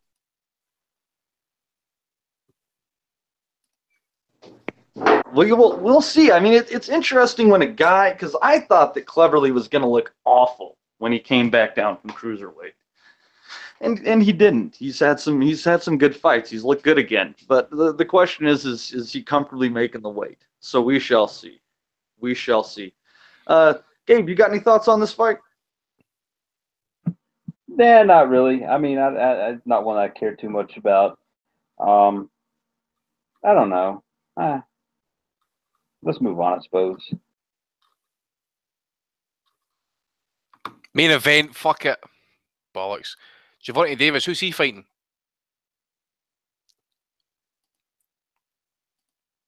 You're not prepared. Francisco Fonseca. Sorry. Yeah, no, sorry. I was on mute and trying to get that out right there. I was trying to bounce in between the chat and this.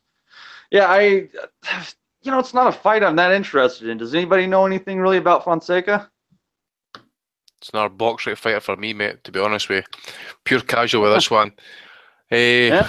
I just pulled up his record. 19-0, 1 draw, 13 stoppages. Where is he? He's fought mainly Costa Rica, a couple of fights here and there, Nicaragua and stuff like that. But got to say, just looking at it, I don't know. I mean, could be a guy like Brian Vasquez who kind of came out of nowhere. No idea, mate. Absolutely no idea. I'm not even going to attempt to guess it, but just judging off what I've seen of Davis, I need to go and see this guy, but I would need to say Davis is going to win. That's all I can say about it. I mean, the card itself. I mean, for $100, I don't know what we're paying in the UK for this card. I mean, 1995 quid, I believe. Is it right? Okay. I mean, see, to be honest, the only fight I'm really kind of looking at is Taibiti against Cunningham at cruiserweight. Now, Taibiti is kind of one of the kind of outsiders at cruiserweight. Cunningham, we know what he is at this point, but there's nothing else in that card. Obviously, you're going to watch Mayweather McGregor. I'll watch it. I'll download it the following day. There's absolutely fuck all in that card. Cleverly Jack should be a good fight. Taibiti Cunningham's the only one that's going to really hold my attention. Savannah Marshall, British fighter, having her debut. There's guys, didn't pay for this card. I'm telling you, $100. Don't pay for it. Even the UK, it doesn't matter what you fight, do not pay for this fucking card. Didn't pay for it. Golovkin, Canelo is the fight you should be paying for. Fuck the rest of it. This is the fucking fight you didn't want to be paying for. Team stream. All the way. Hashtag. Well, I mean, we'll get into the main event here. And here you go. This is a perfect segue. Here's your segue right here. for those people who are thinking, you know, I really don't want to buy this fight, but I want to watch it. This is what you do.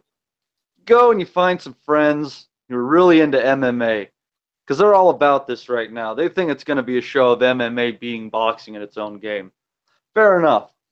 And what's going to happen is you're going to find a bunch of idiots who are willing to take even money betting on McGregor against you taking Mayweather, which is way better than what Vegas or I'm sure the bookies in the UK are offering.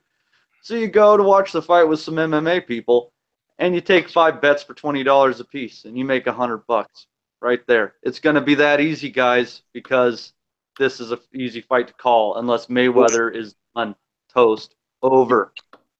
You're absolutely fucking right, because I actually know at least 4 MMA people who really believe that Conor McGregor is going to win. And I'm not even just like, I mean, these people really believe it. It's not like they just like, well, I hope he wins or whatever. They're telling me that this is going to be the fight that really proves that MMA is superior to boxing. and they're fucking, I mean, they fucking really, they fucking bought this shit hook, line, and sinker. They're going to pay that $100. They really believe it. I guess they were really impressed by that knockdown of shot Tiny Malignaggi. Did they not see Chris Van Heerden schooling him? Jesus, I mean, no, dude. I mean, there are going to be a lot of fucking look, and I'm not even hating on MMA, because you know what? They're separate sports for a reason. If Floyd Mayweather ever got in the MMA ring, I mean, he would get submitted in half a second. All right, obviously, of course, he would lose. Okay, but by the same token, well, I mean, maybe not against Ronda though. well, you know, he does like to mix it up with women. We know that. But Undefeated. Yeah, he is an undefeated WMMA champion. But that's real hate, boys. Keep it up, come on. No, but in all seriousness, I mean, they're separate sports for a reason. I respect MMA. It's a great sport. I like watching it or whatever.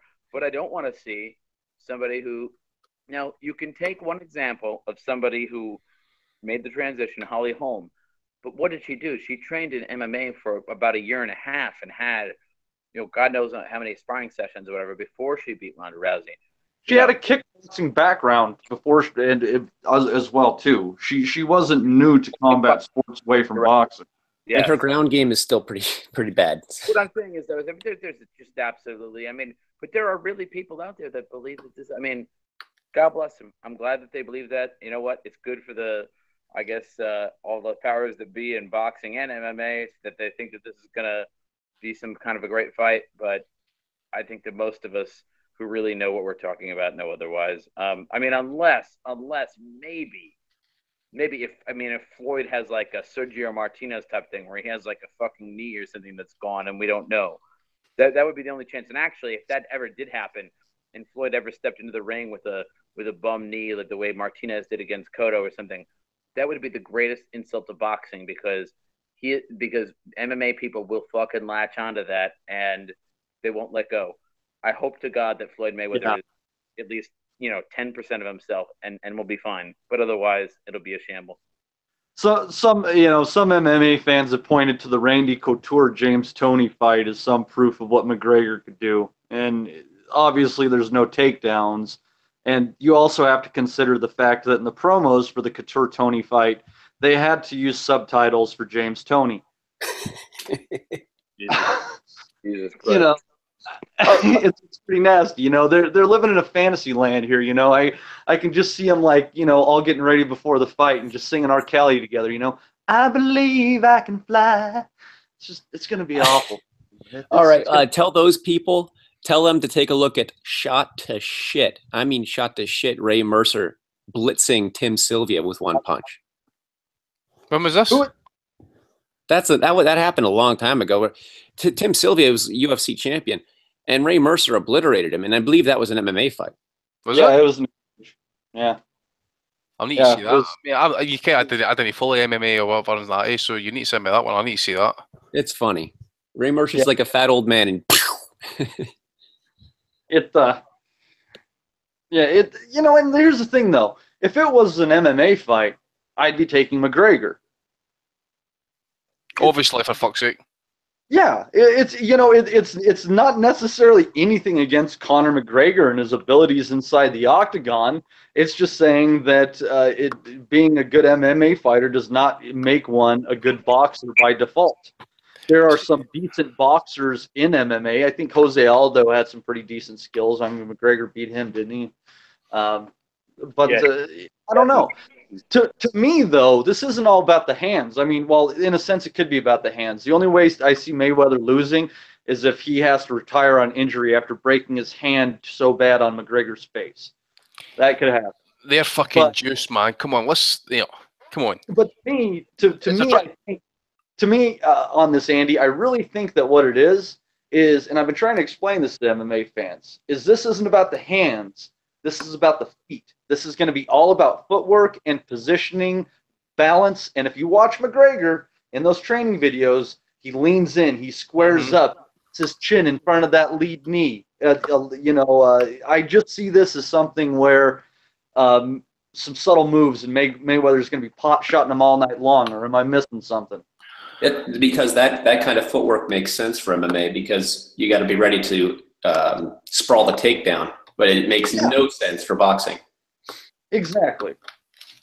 You see, to be honest, I didn't see it being much of a fight. I'm with a lot of people. I mean, obviously, all the boxing people, like Ricky Hatton, for example, he doesn't see it being much of a fight. I'm pretty much the same. David Hayes says it. You know, a lot of guys are saying it.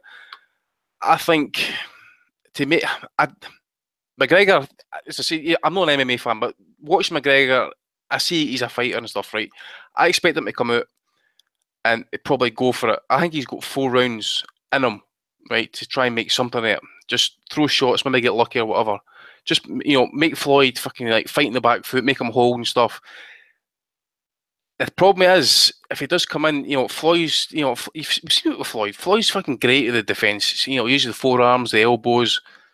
He's probably going to have problems with the defence because he's a southpaw and stuff. But Floyd's going to he's just going to pick him apart. Just easily. He's just going to. I can't see it being any other than a Floyd Whyte points. But at the end of the day as well, a lot of people are saying he can get the stoppage. I can also see it, but it's like everything else, as I say. He took his time in Marquez. You'd think he would take Marquez out. McGregor, I know he's going to be massive. Floyd's looking fucking juiced to the fucking max. I just think he could probably do it late, stop him late and stuff, really embarrass him. But McGregor, I think he stands absolutely no chance. Floyd absolutely toys with him, plays with him, and just beats him up inside, outside, fucking at range, whatever he wants to do. He stops it whenever he wants. I'll be absolutely horrified if fucking McGregor pulls this off. Absolutely, I'll fucking quit Twitter if he fucking does. Man, Eddie Hearn might hold you to that one, Andy. Hopefully. If I like to see Eddie Hearn do it as well, the shit he was talking last night, fucking hell, absolutely. So will Paco Barcoso. Aye. Any belts in the line for this fight? What's that? Any belts in the line for this fight yet? I don't know that I've heard of anything. Oh, fuck. It's weird. It's a spectacle. For me, the thing is funny. It's gonna make money. Everyone knows that. For every boxing fan that doesn't purchase this event, Mayweather is gonna make a sell to an MMA fan. And there's going to be that X number of people who always get into these big events. The people that bought Mayweather against De La Hoya, the people that bought Mayweather against Pacquiao, okay? The people that bought De La Hoya against Pacquiao. Mayweather De La Hoya wasn't a bad fight. What's that? Mayweather De La Hoya was a good fight. It was a good fight. It was a good fight. But there's these people that don't buy it. They'll tell you what. Casual to me, like, oh, well, who would buy that? I bought that. I don't even feel bad about it. It was a good fight.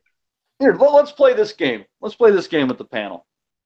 What's everybody's guess on how many pay-per-view purchases in the United States this fight does? 2 million. 2 million. Too many. I don't know. I don't keep up with that kind of shit. I mean, I see that the biggest ones, you're looking around 1 million is good, but I don't know what we do stateside. Well, Pacquiao and Mayweather did 4.7, so it's got to do at least half that, right? I'm thinking it's gonna do within a couple 100,000 of 3 million, one way or the other. We'll put it this way, right? Is it, all your sports shows over there, right? I believe they're like Fox, for example. I think they're talking about almost every day, right? They'll be absolutely going for it this week. Sky will be going for it hard this week. I don't know about the rest of the world and that, but fuck's sake, it's going to be absolutely top heavy. Your sports station's going to be pushing it. Oh, it's big marketing for sure. I have a feeling that there's a fair amount of casuals, a significant amount of casuals who don't even know that this fight is boxing only. They have not played it up too much in the hype campaign that this is strictly boxing. I think they're counting on some of these casuals who think, oh look, Floyd's going to meet him in a real fight. Of course he's going to lose. I think that there are several people out there who still believe that Conor has a chance because he's going to be allowed to kick and stuff. Really? Yes, I do believe that. I had somebody at work the other day told me, well, Floyd ain't got the kicks, so that's an advantage for Conor. I'm buying this fight. Jesus Christ. I'm glad I've been out of human contact for the last couple of days there, actually. It's been amazing. So, you're the kind of first guys I've spoke to in a while. Well, hopefully we're not the last people on Earth, Andy. The thing is, people buy spectacles, and Mayweather, for all of his faults, is excellent in marketing. And he found a low-risk, high-reward opportunity. He could lose the fight and he's still making, shit tons of money. If he ever lost the fight, you know how much money the rematch would be worth? Oh, God. He might actually have to train for that. But you know what, though?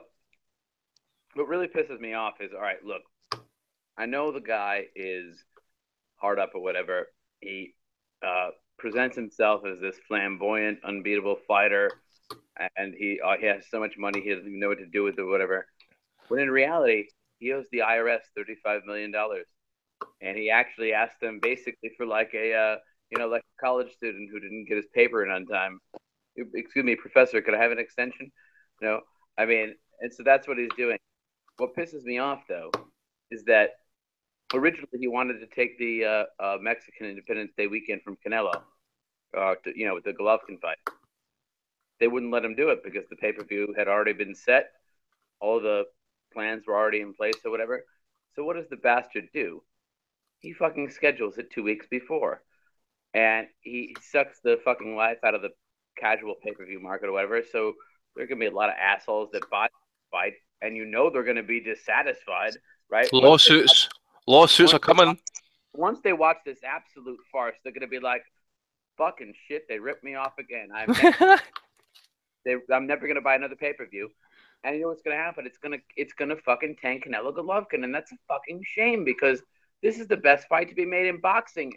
And Floyd, who is supposed to be an ambassador of boxing, is actually taking the steam out of the best fucking fight that you could possibly make in the sport. I mean, what a fucking dick move. As a fan of boxing, you can't really get any worse. That's why the best thing that could happen this week is either Conor or Floyd run into a wall and shatter their kneecap. I hope somebody fucking falls down an elevator shaft and dies. They need to pull his ass. Shower door.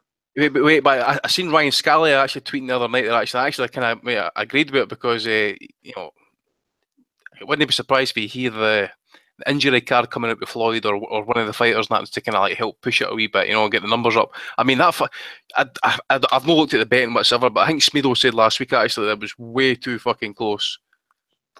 I think Floyd was something like 1-4 or whatever. I don't know, didn't quote me on that, but it was something fucking ridiculous. We had a gag order on this shit. The odds fucking moved after the 8-ounce gloves. Like that was gonna make a fucking difference. Oh, Floyd's never been hit with 8-ounce gloves before, except when he fought at 147 and 140, 135 and 130. Like it's gonna make a fucking difference. Like, what are you fucking kidding me? I think they believe that Floyd's gonna break his hand on McGregor's face. Yeah. That's actually. Wasn't that the thing with Larry Holmes and Tex Cobb or whatever? When he's like, well, what happened? He goes, well, He's like, the only thing was, he goes, my face got a bit tired because Larry kept hitting it so much, you know. Yeah, listen, put it this way, right? Well, we're not talking about maybe Floyd stopping. I think McGregor's got a bit of quit in him. You know, I mean, okay, I think Diaz made him tap out. I mean, that's totally different. But you know, I think Floyd kind of like prolonging, like, you know, straight right hands and stuff and left hooks to the you know, to the body, just constant. You know, just come in with a high guard, straight right shots, that just all night long. You think you can maybe just make him quit? But Floyd has broken his hands in the ring against better guys than Conor McGregor, and still won. Yeah, he's got, of course, because he's undefeated. I know, but has he got enough of them to stop him? I mean, you know, a lot of people you know McGregor better than I do. You know, I think technically Floyd's fucking far too good for him. I think, you know, Floyd should stop him. But as I say, I just kind of get ahead of myself sometimes with Floyd. The simple fact is that against Marquez, you know, Marquez is a great fight, a great fight. He's going to be a Hall of Fame. We all know this, right? I just felt Floyd could have fucking took him out of there. He was far too good, far too big for him. You know, just sometimes you would want to see Floyd because he's too good. You know, you really want to, you know, especially against the smaller guys that he's technically far better as well, especially the ones he's big and bigger. And especially if you step it up and step in and stop him. I didn't want to see Floyd carry this for fucking 12 rounds. I didn't want to see it. That would be absolute bullshit. Unless he gets injured, he better stop him.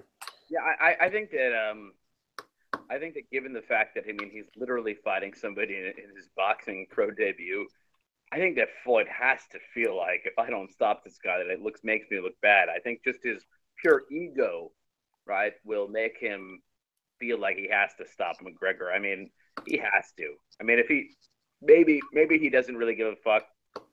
Maybe it's just all about the money.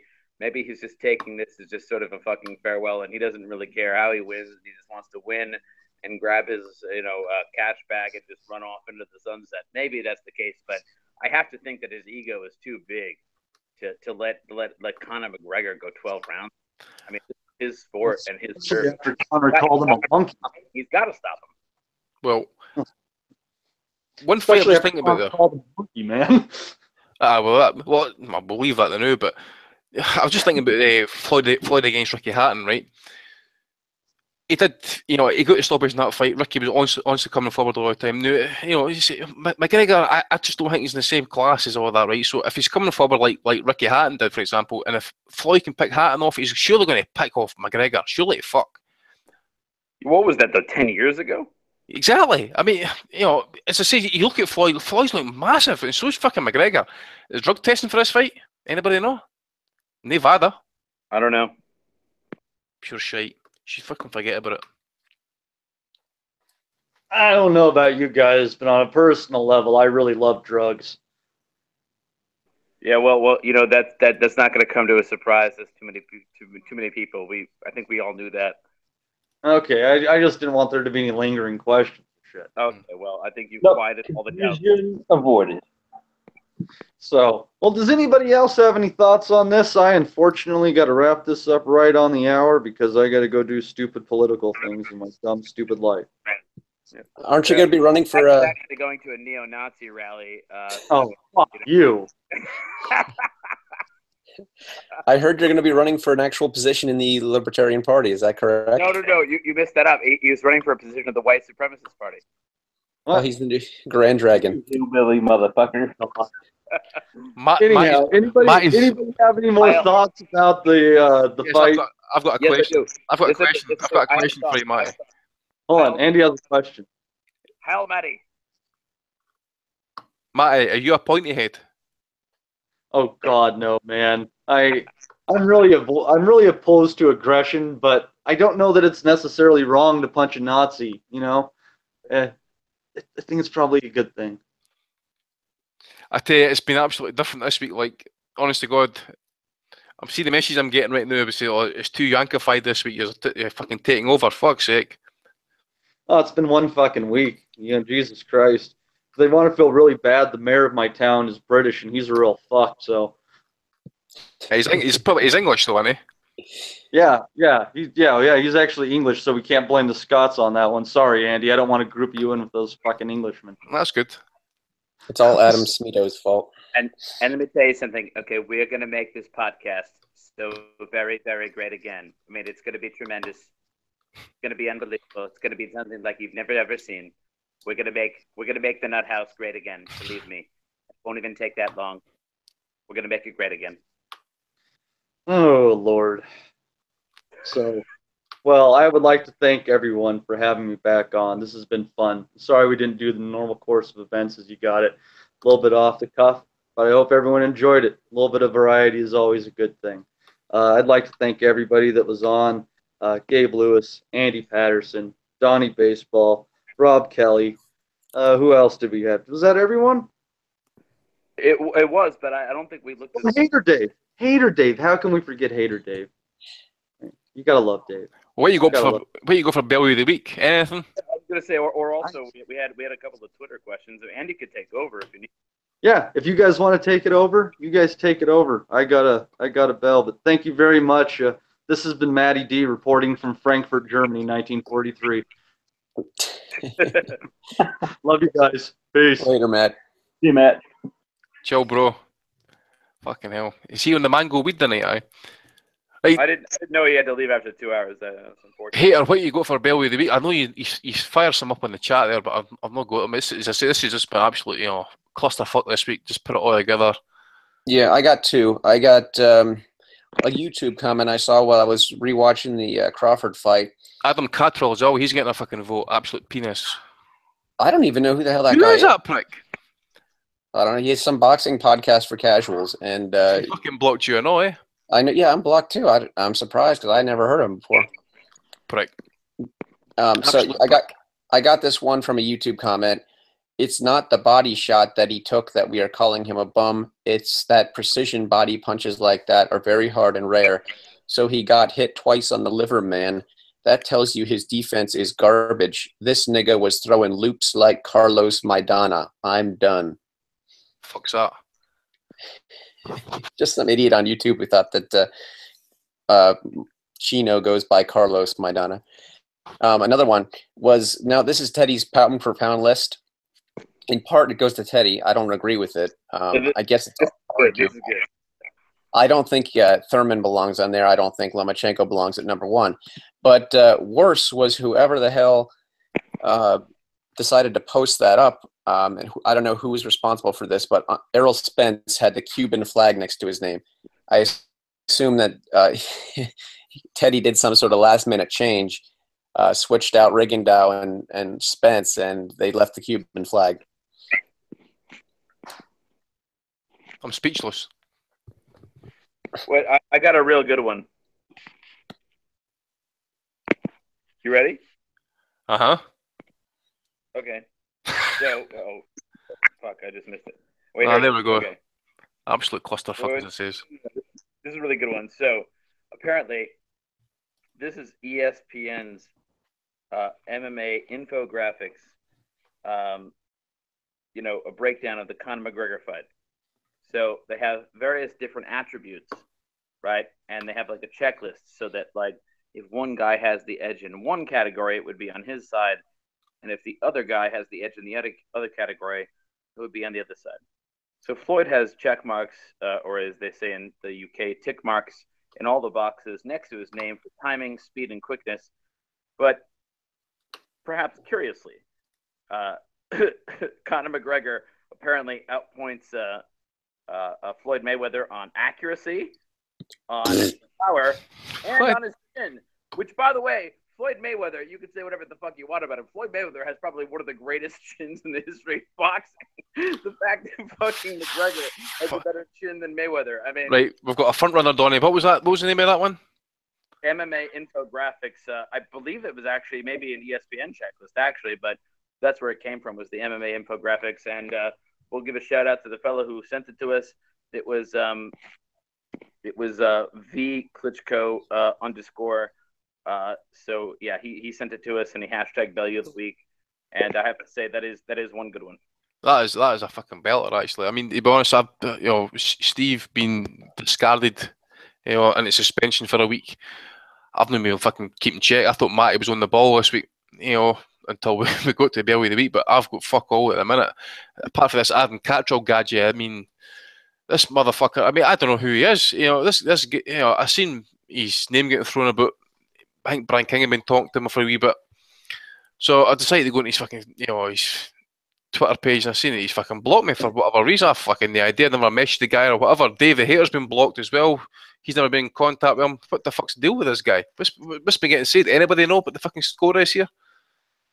Well, either he's extremely self-important and thinks that we care about him, or we're trying to stalk him, or he's using a block bot. And some of these block bots that you attach to your Twitter, they're still pretty pretentious and self-important because you assume that all these people want to follow you.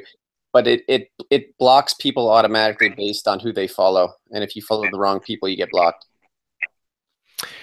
So I'm just going through my Twitter page here, right? I've got a Belly of the Week here. Bob Bennett, right? Nevada commissioner, talking about the 8-ounce gloves, right? He's saying it's this decision to approve the 8-ounce gloves was for the benefit of the fighters and the fans, right? What's the fucking benefit to the fans, so to speak, Mr. Bennett? This guy can't even fucking call a decision right at fucking ringside. What fight was it? Was it the Errol fight? He couldn't. It was. No, it was the Rigondeaux one where they went back. That's the one. Aye, wait, what do you want to do about it? This guy hasn't got a fucking clue. Bob Bennett is a fucking absolute cunt to the commission, man. He's fucking useless. And whatever reason you say it's like the 8-ounce gloves is for the the benefit of the fighters. End of the fucking day, man. With that. Yeah, come on. I mean, the bigger gloves were brought in for a reason. They even tried to pretend otherwise. It's totally ridiculous.